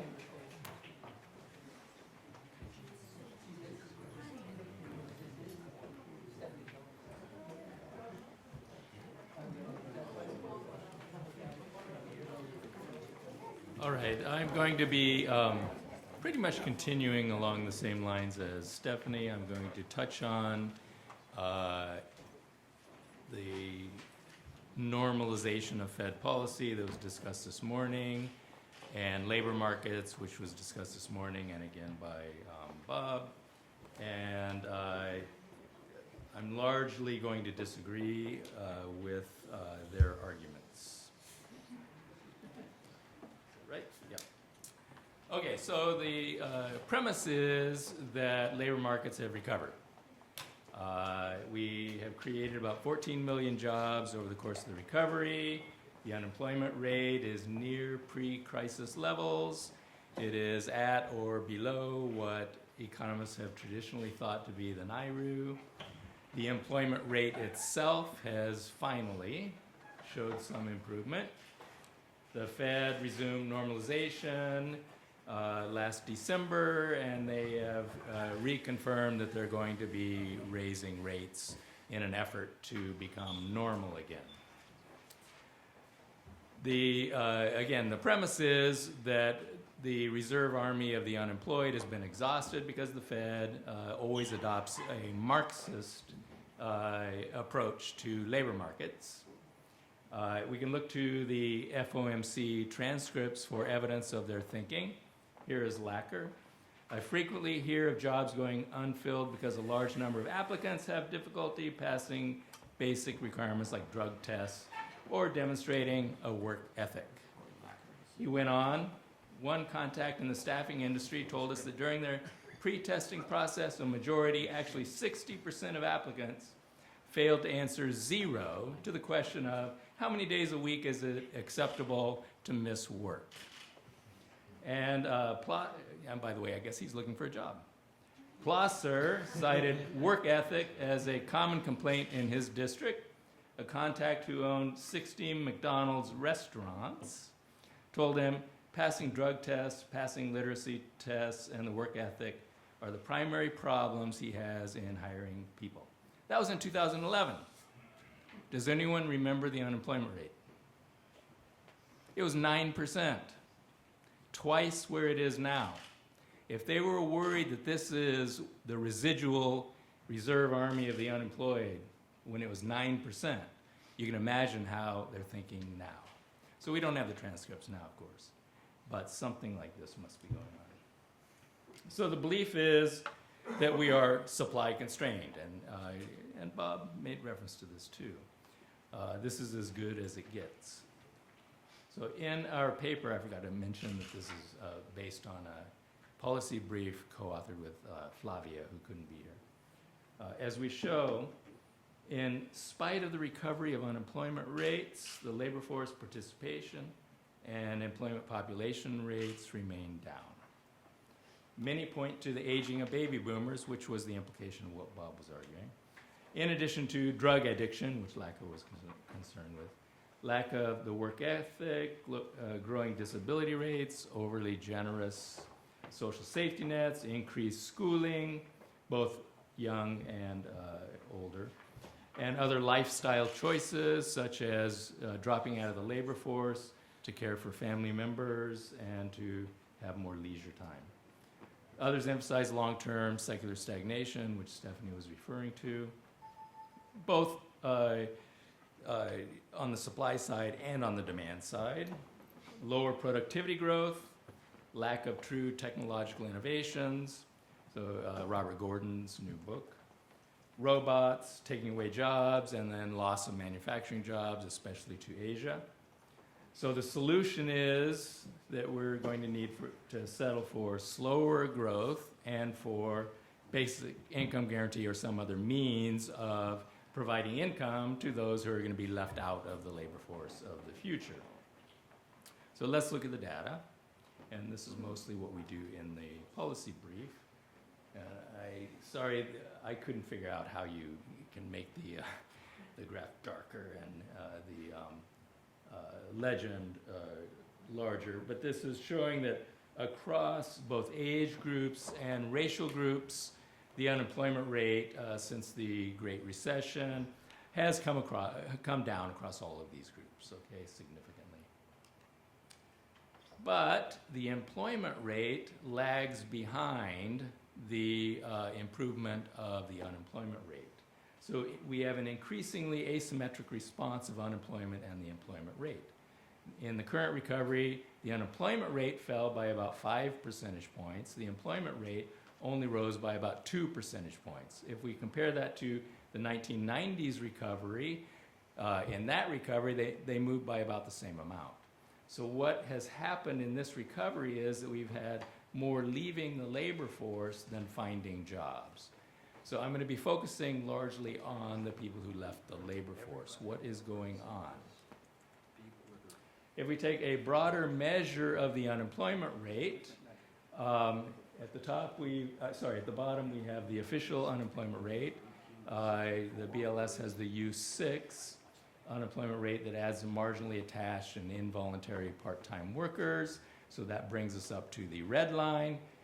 In our paper, what we do is we create something else called augmented unemployment, in which we include about 6 million people who say that they want a job, but they have not looked in the past year.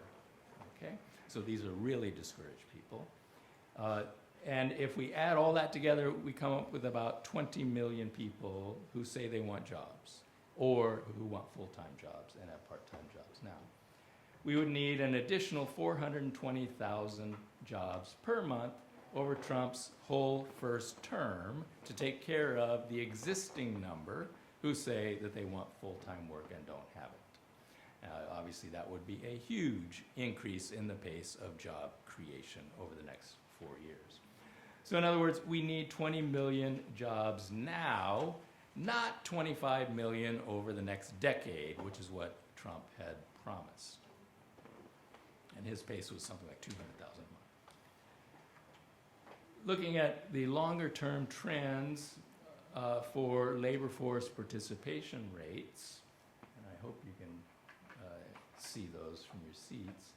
What has happened is that I don't show the overall participation rate. It's actually the lowest it's been since 1977. I'll show why it had risen in between. For prime age workers of both genders, it's been falling since 2000. For youth, both the lowest and people in their early 20s, it has been falling. It's only rising for one group, and that is the aged, which raises the question about the supposed retirement of the baby boomers driving the falling labor force participation rates.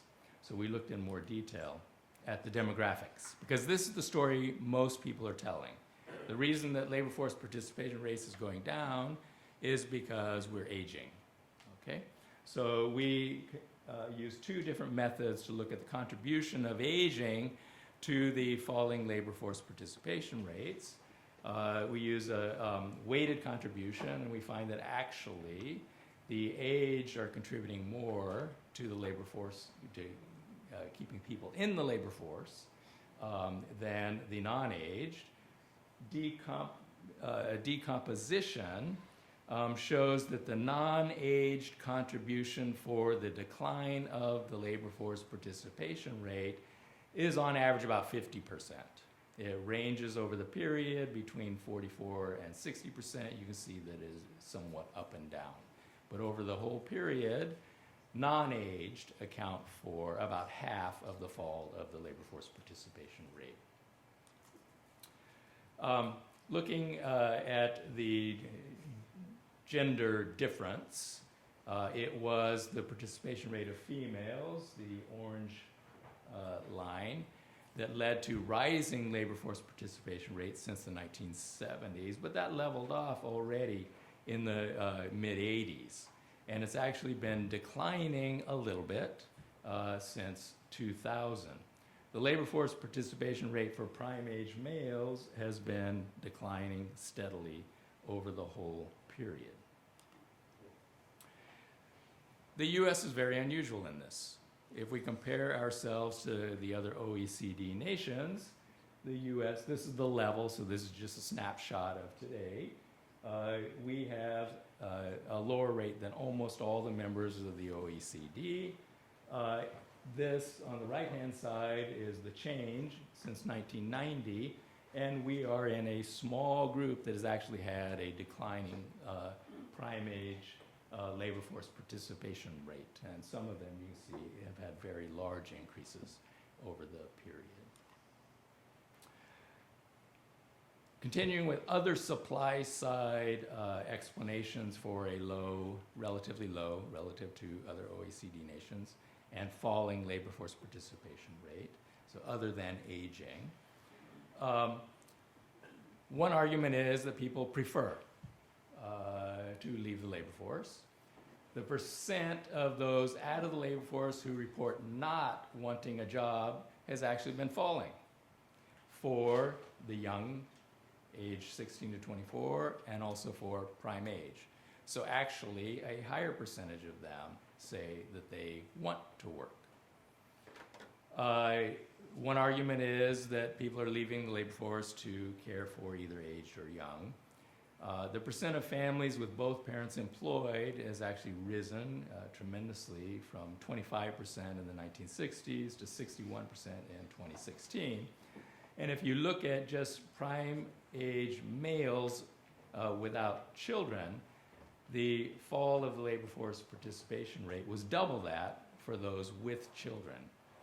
So it does not look like males deciding to stay home to take care of children explains much of the decline of prime age labor force participation rates. Another argument is that some of the prime age males may be staying home because their spouses are working. The percent of prime age males neither working nor looking for a job more than doubled over the past 50 years, but only 25% of prime age out of the labor force have a spouse. So 75% do not have a spouse who would be supporting them. and 36% live in poverty. It seems unlikely that they're leaving the labor force because their income otherwise is adequate. Generous welfare in 1970s, the cash welfare was the largest source of income for households with prime-age men who were out of the labor force, but today it is Social Security, SSI, and SSDI. The falling labor force participation rate is among prime-age men is limited to native-born Americans, is actually rising for immigrants, so it's focused in the native population. We can look at the time use and compare what prime-age men are using their time for, okay, working, caring for household members, and so on. And you can look at the chart later, but there are only 3 places where we see a big difference in time use, and those are in education. Surprisingly, those out of the labor force actually spend less time in school than those who are unemployed, which again indicates that people who don't seem to be leaving the labor force in order to pursue higher education or something like that. There is a big difference in work, but that's not too surprising. People who are out of the labor force don't work a whole lot. They work less than the unemployed do. And finally, leisure. People out of the labor force have about twice as much leisure time as those who are employed. I guess that wouldn't be surprising. And they spend most of that watching TV. And one presumes they watched a lot of Trump in the years running up to the election. Demand side explanations. Falling demand. The CEA produced actually a very nice report. There wasn't too much to disagree with. We just thought that they didn't go far enough in some areas. Falling demand for middle and low skilled workers, probably that's not too much of a surprise. Lack of jobs at decent wages, so probably some of those out of the labor force are not willing to accept the pay that is available to them and the kinds of jobs that they can get. That probably does explain some of the dropouts. They don't, we think, put enough emphasis on overall economic performance. Stephanie and other people have presented a lot of data that shows that the performance is not that great, and for a recovery from a very deep downturn, the growth was not strong. Economic growth doesn't create enough jobs. This has been a problem for a very long time, not just in the US, but around the world. We have jobless growth. So even when we're growing, albeit relatively sluggishly, we are not creating very many jobs. On any given day, just about 1 out of every 6 men of prime working age has no paid job of any kind. And this is a shocking statistic and is something that really has to be dealt with. Is the labor market tight? We have heard several people claiming earlier today that it is. If you look at wage growth, okay, it's been about 2% in the recovery and 2.45% as recently as November. Well, that is not very rapid wage growth. If we compare the productivity, real output per hour versus real hourly compensation, so Rick Wolf has a very nice talk and data showing pretty much the same thing, that what we have is wages growing much more slowly than productivity. So even with this 2.45% growth of wages, which isn't very much, productivity is increasing at nearly the same pace. So there really is no evidence here that labor markets are tight, in spite of the low measured unemployment rate. Employment cost, labor share value added, employee compensation of gross domestic income, I think tell a very similar story to the one I just told. We don't see the evidence that wages are increasing and reducing the share of profits of income and so on. There just isn't evidence here that the labor markets are tight. Okay, secular stagnation, this has been talked about. I think that Summers reaches the right conclusion, although I don't think that the analysis is very convincing at all. So it's basically based on neoclassical loanable funds theory, and our problem is that what we need is a massively negative real interest rate in order to match investment and saving, because we have too much saving now, even at a zero interest rate. Okay? So anyway, we think that the conclusion is right. We have entered secular stagnation, but the problem really is not a loanable funds problem, excess saving and not enough investment going on. The problem is that we have wage stagnation, which means that the only way that we can get much consumption is through growth of consumer debt. Rising inequality, Stephanie mentioned, so the problem is the marginal propensity to consume is too small. And very importantly, we have a chronic fiscal constraint. Fiscal policy is chronically too tight for the last several decades. I won't go through this, but this shows that the current recovery, really all but the 1973, and ironically, it is the Democratic administrations that have the far too tight fiscal policy, and the Republicans have it a little bit biased in the right direction. So the Democratic recoveries are always through fiscal drag. They've got to compensate the fiscal drag. The Republican recoveries tend to have a little bit more fiscal stimulus.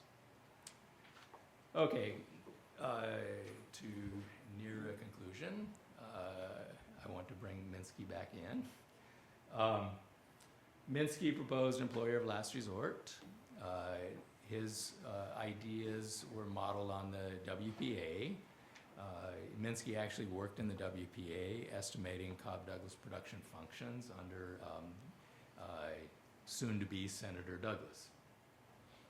And his idea was that you take workers as they are, you give them a job first, you don't tell them go home, get educated, get trained, and then come back and we'll give you a job. You take the job, you formulate the jobs to fit the skills and education level of the workers who show up, and then you give them training and possibly education on the job as necessary to improve their skills.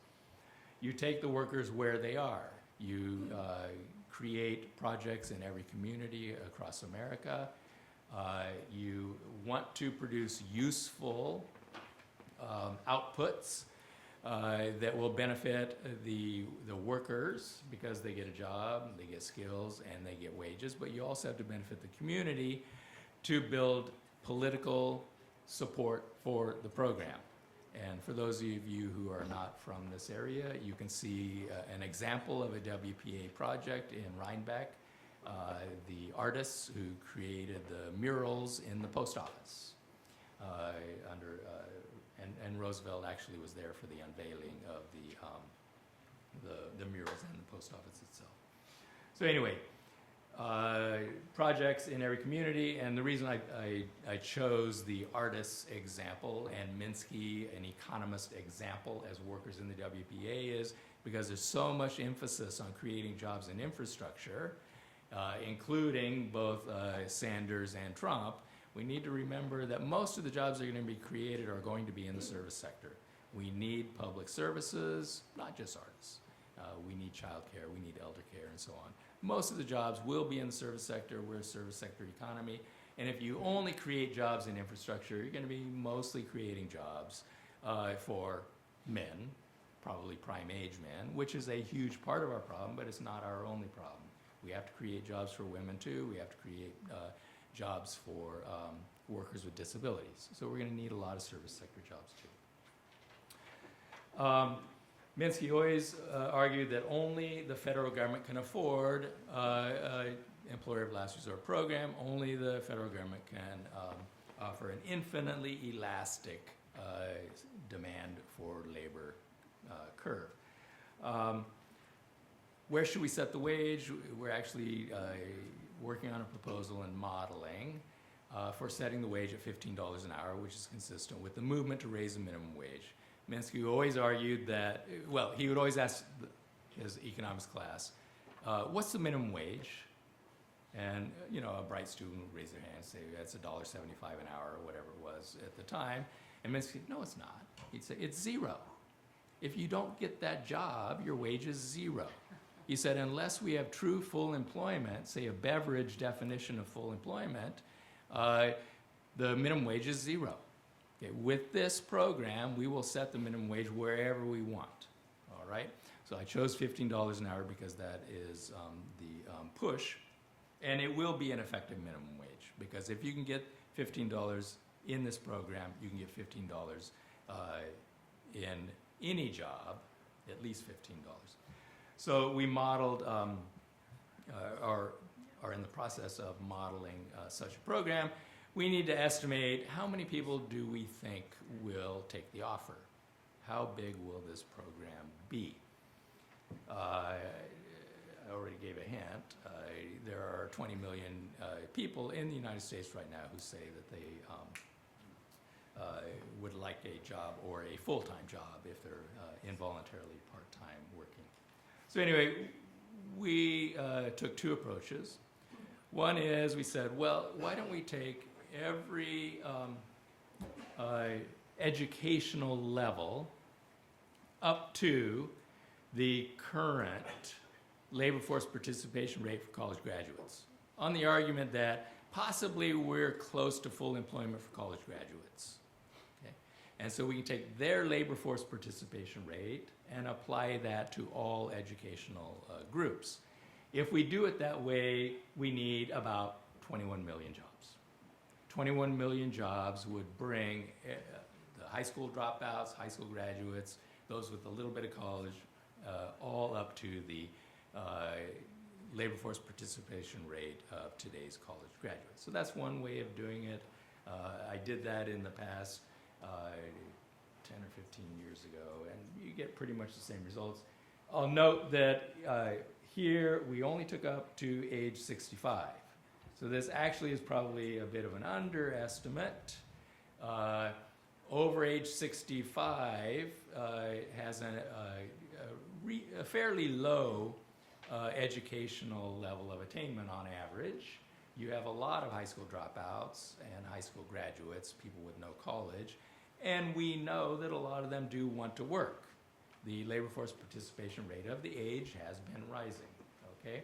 So probably the number would be higher than that in order to bring that.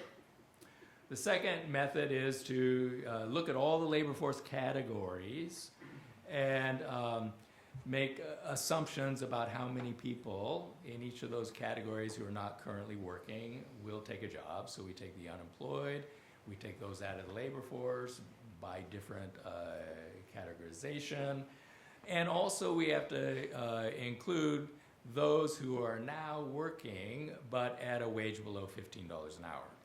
So how many of those are going to be moving into this program? So that would be the number of low-paid jobs that disappear from the economy versus the number of low-wage jobs that are raised up to the $15 an hour, okay? And so we include an estimate of people who are leaving private sector, moving in. And here we have different methods. We come up, the highlighted numbers are about 15 million at the low end and about 19 million at the high end. So again, we come to somewhere close to 20 million jobs.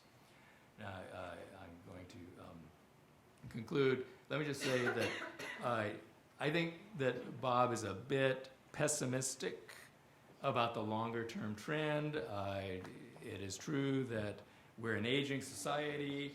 We will eventually get to the point where if you exclude immigration, we're going to have a falling labor force. Japan is there. Japan, the last estimate I saw, they lose a Detroit every year. You might say, well, losing Detroit's a good thing, right? No, but we're talking about the number of people in the labor force. They lose the equivalent of a Detroit every year. We will eventually get to the point where our labor force will be shrinking unless we have immigration.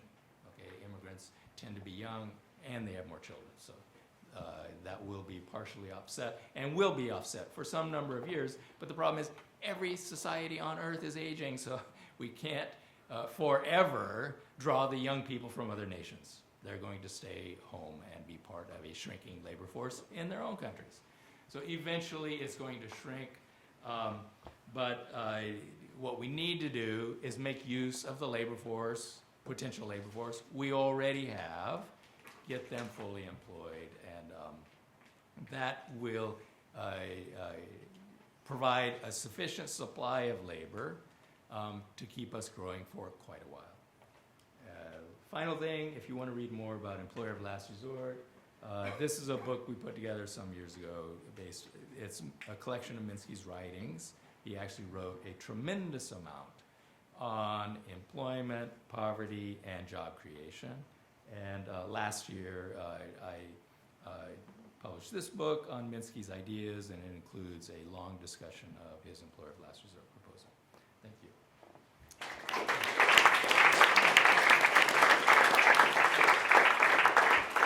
Okay, thanks, Randall. We've got about 30, 40 minutes here to play with. I'm going to ask a few questions, and I'm going to ask all of you to jump in. Let me start by being maybe a little provocative. You all covered a lot of ground, a lot of fine-tuned analysis. I would argue that a lot of what's being talked about really can't be influenced by monetary policy or the central banks. So do we need to retitle this session Monetary Policy Outlook and make it Fiscal Outlook and How We Get Some? Jump in.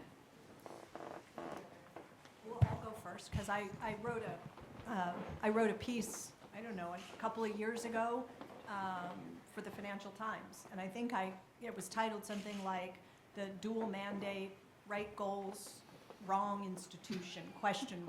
And so that's exactly to your point. And I think in that I even went as far as to, put forward the idea provocatively again that maybe we need something akin to a Taylor rule, but it needs to guide fiscal policy instead of monetary policy. Yeah. Does anybody else want to chime in on this? Go ahead. Yeah, I agree with that, but the point is the Fed has decided that the labor markets are too tight, and therefore we need to do something, and they're going to do what they can do to prevent labor markets from becoming tighter than they already are, and that is raising interest rates. Okay, so what I'm arguing is their argument for raising rates is flawed because labor markets are not tight. We are not on the verge of inflation taking off. And so I think that their policy making is wrong. Whether or not raising interest rates is going to have a big impact on labor markets, I mean, we can debate that. That's a completely different question. Well, I would say this stuff work automatically. Actually, now we have two parts to this question. One is, can you use fiscal policy? I think there is certainly, we could have had a much more intelligent fiscal policy over the last 8, 10, 25 years in many dimensions. It is true, however, that we have the U.S. Debt is fairly large. It is true, however, that we are the reserve currency country, and so therefore we can get away with things that other countries can't. I think it is debatable whether, I don't know what the price tag is on your program. Well, it does matter, right? It does matter in terms of, unless you're going to finance it through taxes, which I don't think you are. At some point, you don't have to be a Reinhard Rogoff fanatic in order to say that there is scope there. The phenomenon of crowding out does exist. And I don't think, just to disagree with Randall, I don't think it is either accurate or fair to say that the Federal Reserve has decided, at least my observation, has decided it's time to stop the economy growing. As I said, there still is plenty. If you think the new natural rate is 3%, funds rate is 3%, then in fact they're now providing stimulus. And I think one of the reasons why they're providing stimulus, Janet Yellen was, after all, a student of James Tobin, as well as Ted Truman, by the way, but that's irrelevant. They obviously are prepared to allow some overshoot, and in fact would be allowed to accept some overshoot. So it's not as if they're trying to stop the economy from growing. If they were, they would want to have growth now at the rate of whatever they think is the potential growth rate, which is more than the 2.2 or 2.3% that they're forecasting. So I think it's not right to say that the Federal Reserve has decided that it's time to stop the economy growing at a rate faster than the estimated growth rate of potential. Okay, let me raise another question. Stephanie, I thought you brought up some really interesting points about just how wildly different the growth projections are depending on what kind of Trump people think you have, and nobody knows. I will say from my own political reporting, I think that varies from week to week, depending on who he's listening to. Let's say, for the sake of argument, that he's going to be a conventional Republican, and what we're going to get through is basically, as you said, tax cuts. Some would argue that could provide a certain amount of growth. I would actually say I think there hasn't been a lot of evidence for that in the last 20 years, at least sustained growth. Let's assume that as a baseline. Then what advice would you all give the Fed? Where do we go from here if that's the scenario in the next 2 years? If the scenario is that all we get is something A Republican. normal kind of Republican-like. laissez-faire Well, tax cut look, Republican I mean, president. if you're looking at the Moody's forecast, the Moody's forecast allows for, a continued expansion, albeit not as robust as we would get in the baseline scenario. So what does the Fed do in that, if that turned out to be the case?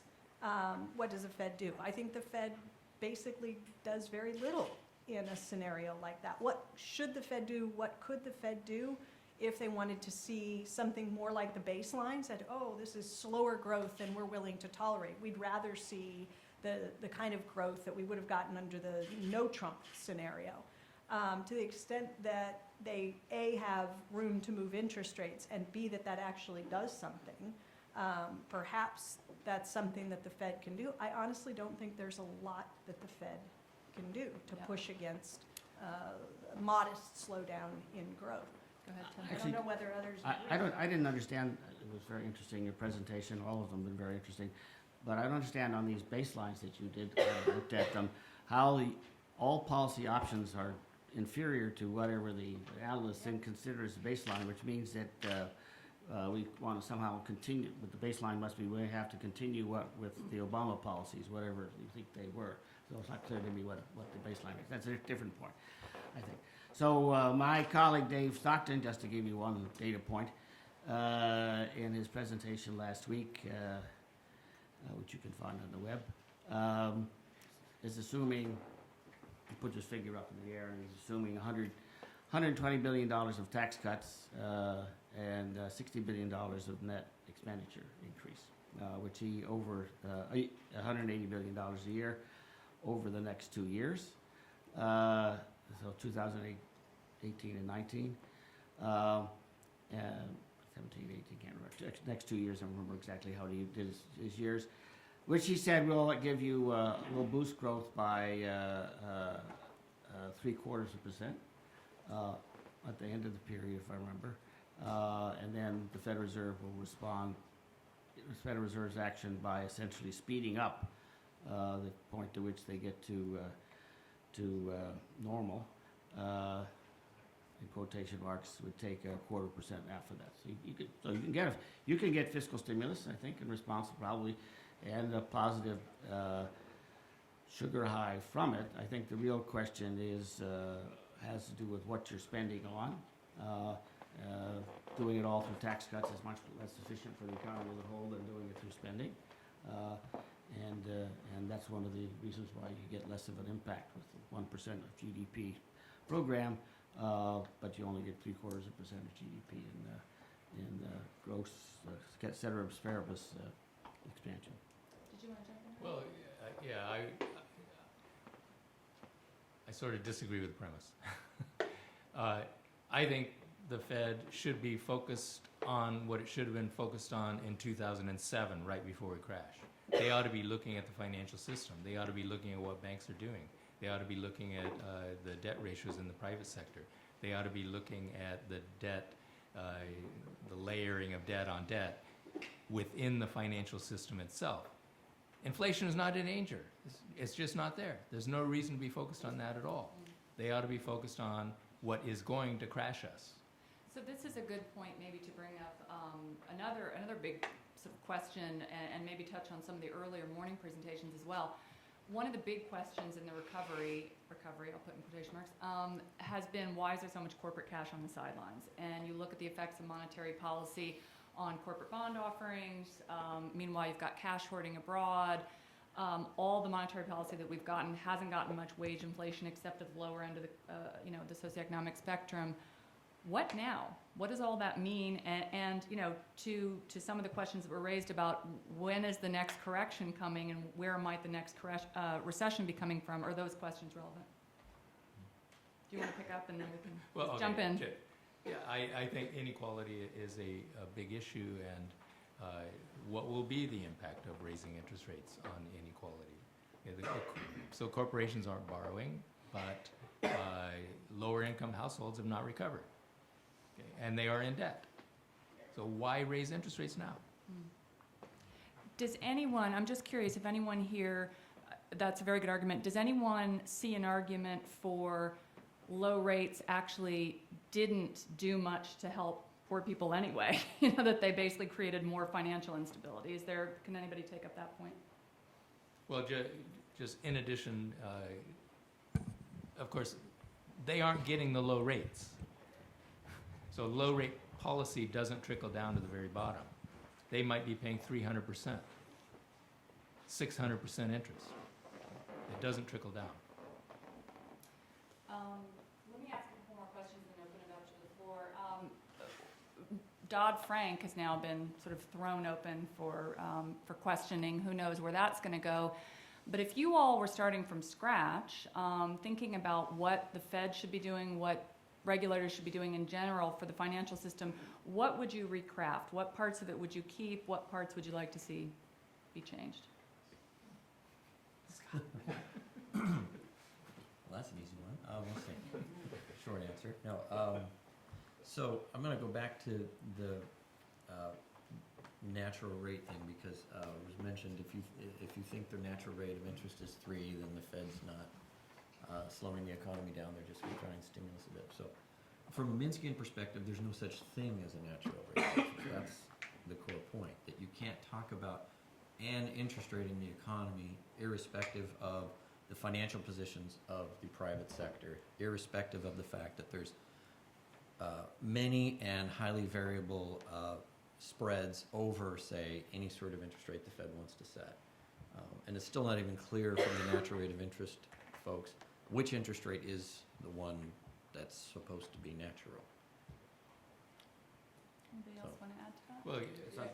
Well, also in Keynes, there's a different natural rate for every level of unemployment. So it's not unique at all. The Fed is chasing a moving target. It changes every time the employment rate changes. We don't observe it. They don't know what it is. We don't know what it is. It's a pretty silly target. I think, well, Yeah, so well, from a... I thought we were supposed to talk about Dodd-Frank and Kind of did. well, I don't know. So, you go ahead. Go ahead, if you want to talk about Dodd-Frank.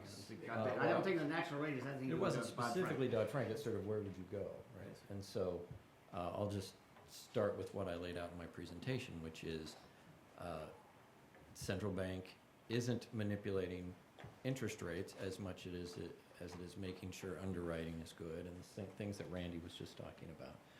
And that you recognize that there's a monetary and fiscal policy are not both affecting aggregate demand the same way. We want to talk about, well, fiscal stimulus isn't effective, or it's more effective when you spend versus tax, all that sort of stuff. Well, before you even do that, you have to recognize if you stimulate with monetary policy, you're encouraging private debt. If you stimulate with fiscal policy, you're not. If you don't have that, then you're not even talking about reality to start with.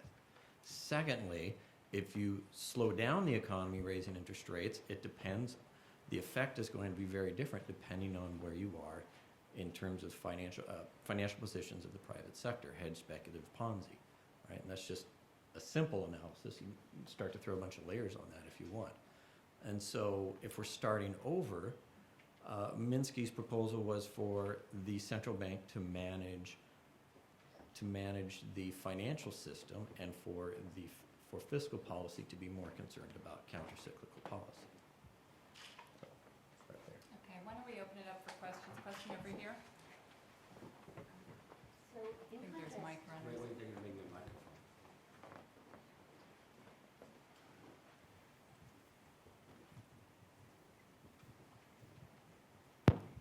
thank you very much for a wonderful panel. In contrast to much of the concern this morning, though, there was little discussion about productivity growth, except to note the difference between productivity growth and wages. And so I'm wondering, Randy, for example, in your proposal, you seem not concerned with productivity at all. It's just employment as a last resort. And so I'm wondering, do you all see that as a limit to the growth potential of the economy or not? Good question. I think productivity growth is largely a residual, and it will be low when aggregate demand is growing slowly. Mostly a residual. Our economy is a service sector economy. A large part of the service sector productivity is measured by wages. If wages aren't growing, productivity doesn't grow. Increase it to $15 an hour, we're going to see a huge boost in productivity. Question back here in the middle, and then I'll come to the other side. I would like to, sorry. First of all, everybody's been talking about the bank. Want me to get up? Can you hear me? All right? Talking about the banking situation and the banks.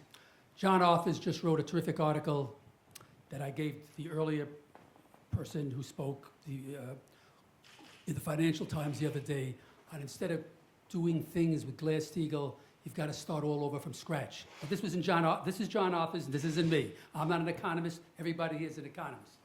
But John's with pretty reference smart. to wages, you can't go ahead and say $15 an hour is the proper wage for everywhere in the United States. You don't live in the Central Valley of this country. You don't know what different areas of the Central Valley and the farming areas.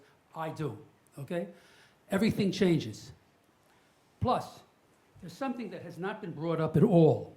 And I've been here for years. In all the things I see in the banking and everything else, nobody, all you discuss is education, college, this, that. But like Germany, why don't you all discuss how Germany goes ahead and does? And that's job training in schools. You don't need to graduate from college or prep school. You don't have enough carpenters. You don't have enough people fixing refrigerators. You go ahead and figure out what it costs to go ahead and figure and get people in here.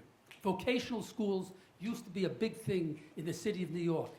For air vocation schools, somebody's looking at me. You probably might, if you lived in New York, you remember the vocational schools. There are no vocational schools. They're not getting, and if you take a look at Germany, their prime situation is vocational schools. Not just recently, it's been going on for a long time. We have to, where do you get the money? Where do you teach vocation? I'll tell you one of the greatest places to learn how to teach vocation. I'm older than most of you here, except for some of you. But many of us, but just only a couple of people. Because many of us know all about vocational schools, even though we might have graduated from college. You know why? We're in the military. And the military, to this day, teaches vocation and training on the job better than anybody else. And they can set up a program. Okay, How to go ahead and teach it. is the question, would a revamp of vocational education at the secondary and community college level make a big difference in terms of productivity? Is that the question for the panel then? What I'm saying Yeah. is I think it'll make a difference So- in productivity. Okay. It'll make a difference in people for wage rates. There's a lot of, look, I'm not an economist. I'm here because I'm sort of involved with Bard College, okay? Okay. Let me just, if anybody wants to weigh in on this quickly, and then I'll make a comment.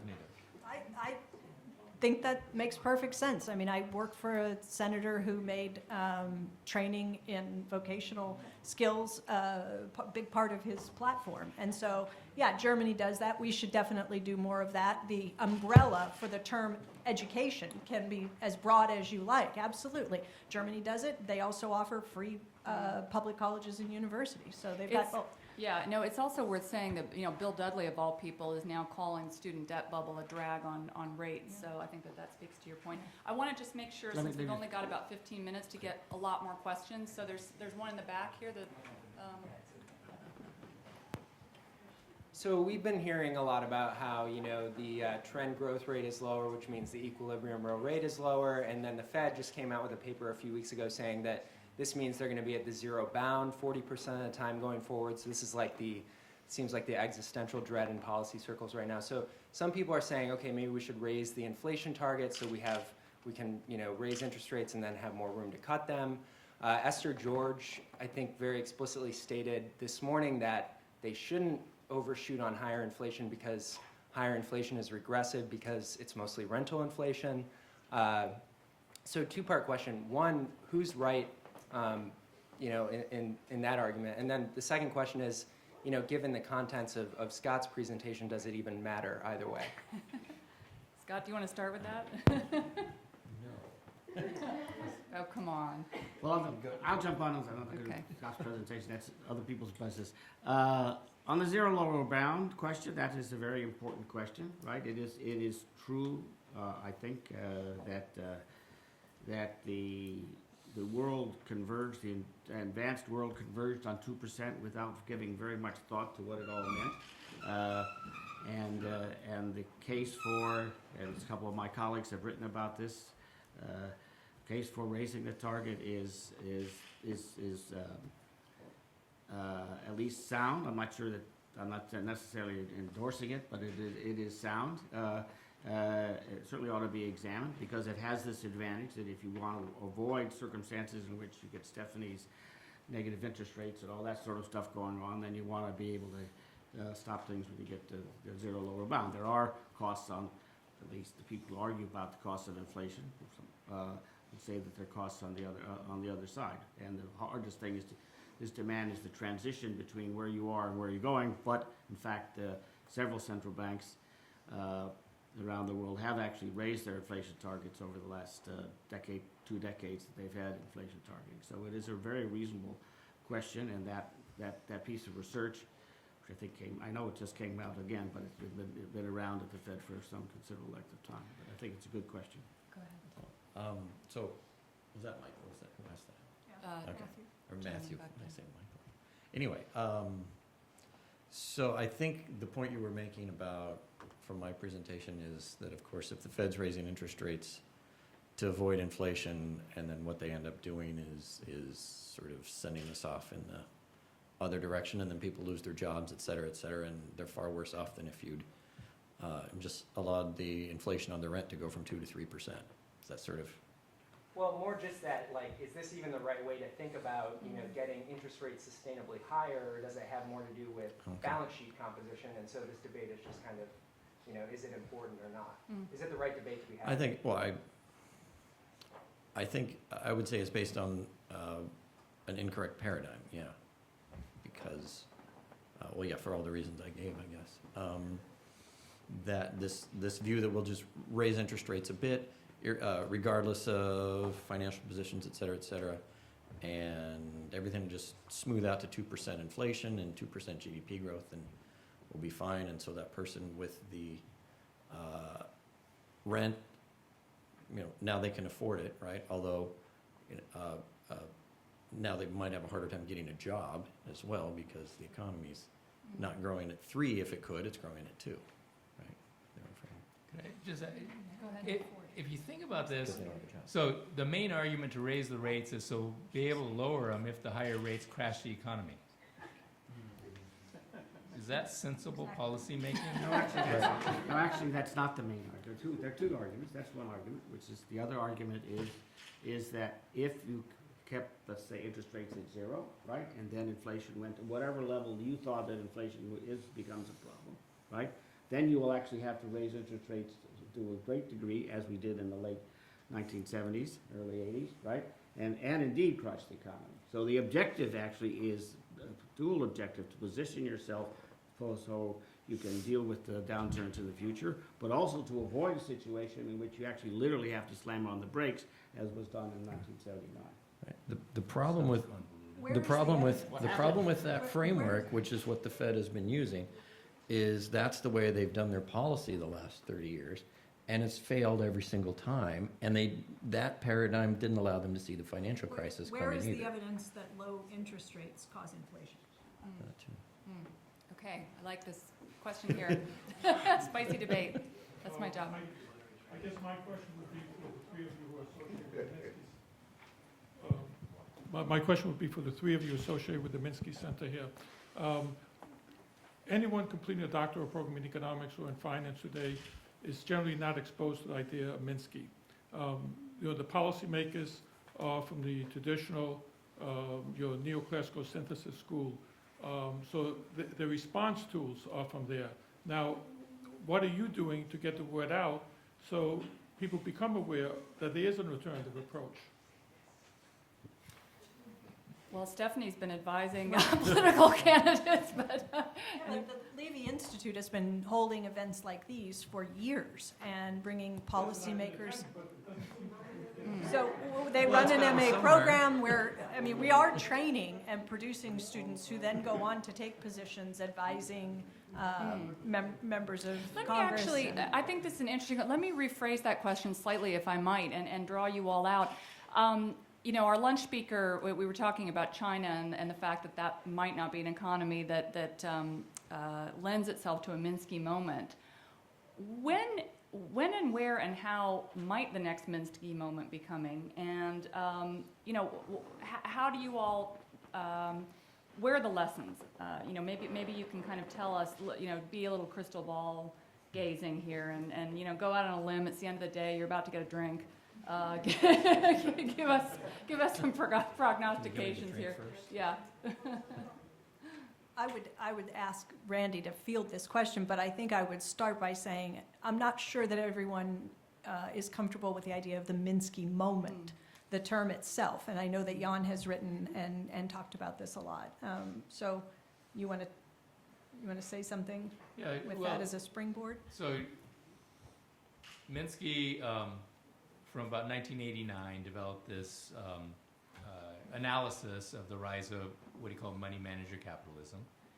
In many ways, it's like finance capitalism. Finance capitalism crashed in 1929, and we got rid of it with the New Deal. So completely transformed the financial system, but also put in safety nets and so on, and big government and big central bank and all that stuff. What do we do this time? Well, money manager capitalism crashed in a very similar way to what happened in 2007. The depths of the recession were not nearly as deep because we had the big government there and it had something of a safety net. And the Fed originated $29 trillion in loans to rescue the financial system. They had not done that in the 1930s, but we also didn't change the system. A little bit of changes around the edges.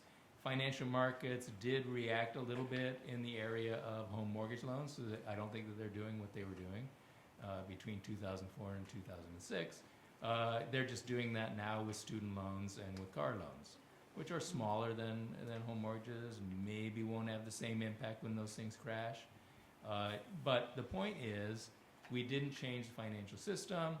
If anything, we made the too big to fail institutions even bigger. So they're now even too bigger to fail. And told them, go back to doing what you're doing. So we will crash. Where will it start? In the financial system. That's where it always starts. Liquidity, not leverage? Well, it starts as a liquidity problem that I think is not an irrational one. So this is not like the bank runs of the 19th century, which we say, oh, it's irrational. You need a lender of last resort really quick. Doesn't take very long. You just lend like crazy and then everything's fine. The problem is that the liquidity run begins because you think they're insolvent. And they were insolvent. And so it takes a long time. You got to lend for more than 2 years. at very low rates and hope they can recover and then can start all over again, which is what we did. Okay. There was a question against the wall back here. Mr. Wray, looking at your presentation, do you believe that for the American economy it would be a good thing to go with the wage-led growth or the multiplier effect of Keynes? Would those two things would be good for the American economy? Or even the Tobin tax for the stock market? I don't think I want to go in that one. Wage-led growth. Minsky always argued that government spending-led growth is the safest kind you can have. Okay? Because that allows the private sector's balance sheet to improve over the growth period. A private sector-led growth means that the private sector balance sheet will be deteriorating, and so that is a dangerous kind. However, wage-led growth would be a very good thing because our problem really is that wages have been stagnant for too long. And so wage-led growth allows consumption out of income, which is not dangerous. So yeah, wage-led growth would be very nice. Question over here.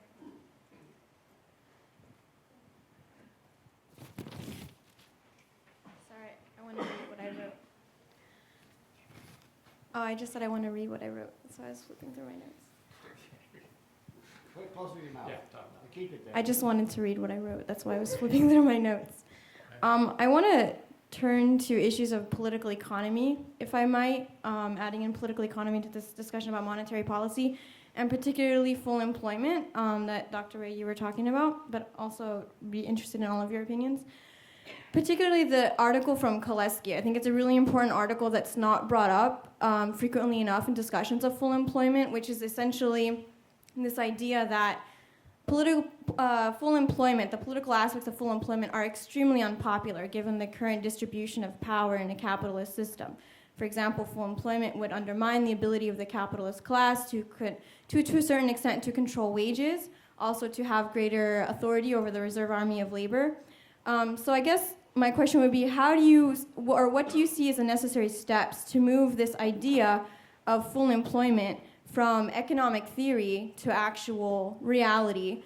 And additionally, what type of agency do you see individual politicians or parties as having, given the distribution of power in a capitalist system between the capitalist class and the proletariat, to use a Marxist term? Marxism is trending on Google, I will say. It's true. Stephanie, how about you grab that one? Whoa, okay. Well, I'm just not certain that is a correct. I mean, it may have been true at the time Kolesky wrote it. I'm not sure that it's true today. That is that employers would have great opposition to tighter and tighter labor markets for the reasons that you laid out, at least with respect to this ELR program that Randy has put forward and that the Levy Institute, many here have championed for decades. I agree that some employers will not like the fact that there is a job ready and waiting for anyone who chooses that they don't like whatever it is about the current employment scheme, and that they can walk away anytime and have employment. But keep in mind, that employment is not meant to compete with the broad array of private sector and other public sector jobs. It doesn't offer, or at least as it's usually described, it does not offer a very generous benefit package. It's a basic public sector job, right? And there is an argument, and I've heard employers very receptive to this argument, that they would much rather be able to dip into the pool of employed workers in the public employment program and hire from that pool, knowing that these are people whose skills have been kept up, who've been showing up for work on time, who have a record, that there are features about the ELR that they find very appealing. So I think there's probably a mix of sentiments, and I just don't know, at the margin, how correct that Kolesky assessment is. I don't know. Okay, we have time for maybe one or two more questions. Were you waiting? I want to make sure that I didn't. Okay, go ahead. Go. I wanted to make sure to get you. Got time for one or two more. Well, I was just a little question to Randall. I understand that in the figures for the labor force, people in jail are not considered part of the labor force. So when we compare the United States with Europe, those figures about unemployment should have a correction for the amount of people in jail, which is much, much larger than in Europe. Is it true? Yes, it's true. Right. And so, You might consider them employed, however. well, going forward, full employment will reduce the number of people going to prison. So going forward, we will be Right. bringing them back. So Right.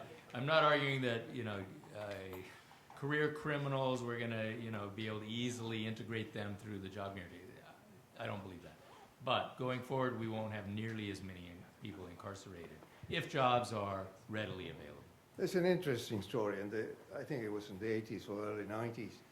Toyota took over a General Motors factory in California, which was in a shambles. I mean, people were drug addicts, and they wouldn't turn up to work, etc. And in only a few months' time, Toyota managed to make it work. So that, the question about. But there's so many things. I mean, I'm one of the few who has been on the other side of the bar, having been in a central bank for almost 20 years of my life. So I find it necessary to defend a little bit central bankers. Have been under launch or big attack. Counterfactuals, obviously, are very dubious. But what would have happened if central banks wouldn't have lower interest rates? What we have witnessed during this crisis is a massive default of fiscal policy. I mean, at the very beginning, there was some thing in 2008, 2009, and then all the governments went back under the pressure of a progressing right wing. Big government is wrong. Everything that government does is wrong. And then the pressure shifted over central banks also, which are, of course, officials, they should be more accountable, etc. But the pressure also on central banks to raise interest rates because inflation would come, etc., was enormous. Central bankers found themselves in a kind of cultural conflict. I mean, the last quarter of a century, they had been brought up in the idea of this big moderation, etc., etc. But all of a sudden, they face a practical question, and they introduce all these extraordinary measures, and they did. I mean, Mr. Bernanke had studied, the 1930s, had studied the Japanese thing, and he did. And Mr. Draghi also did a change in the European Central Bank. So I think there was something there, and it would be wrong, I think, to throw the baby with the bathwater. I mean, the central bankers tried to do something. And if you keep attacking the central bankers, it was the only valid thing, little, The last man standing sort of issue, is That- what you're saying. that Yeah. maintain a little bit a thing. Yeah. So I think most people would agree with that. We are at time, and I know some of us have trains to catch, so I'm going to have to end it. But I think that's a great position to end it on. A lot has been asked of central bankers. Much has been demanded of our panel. You guys have delivered. Thank you. Thanks to everybody for listening.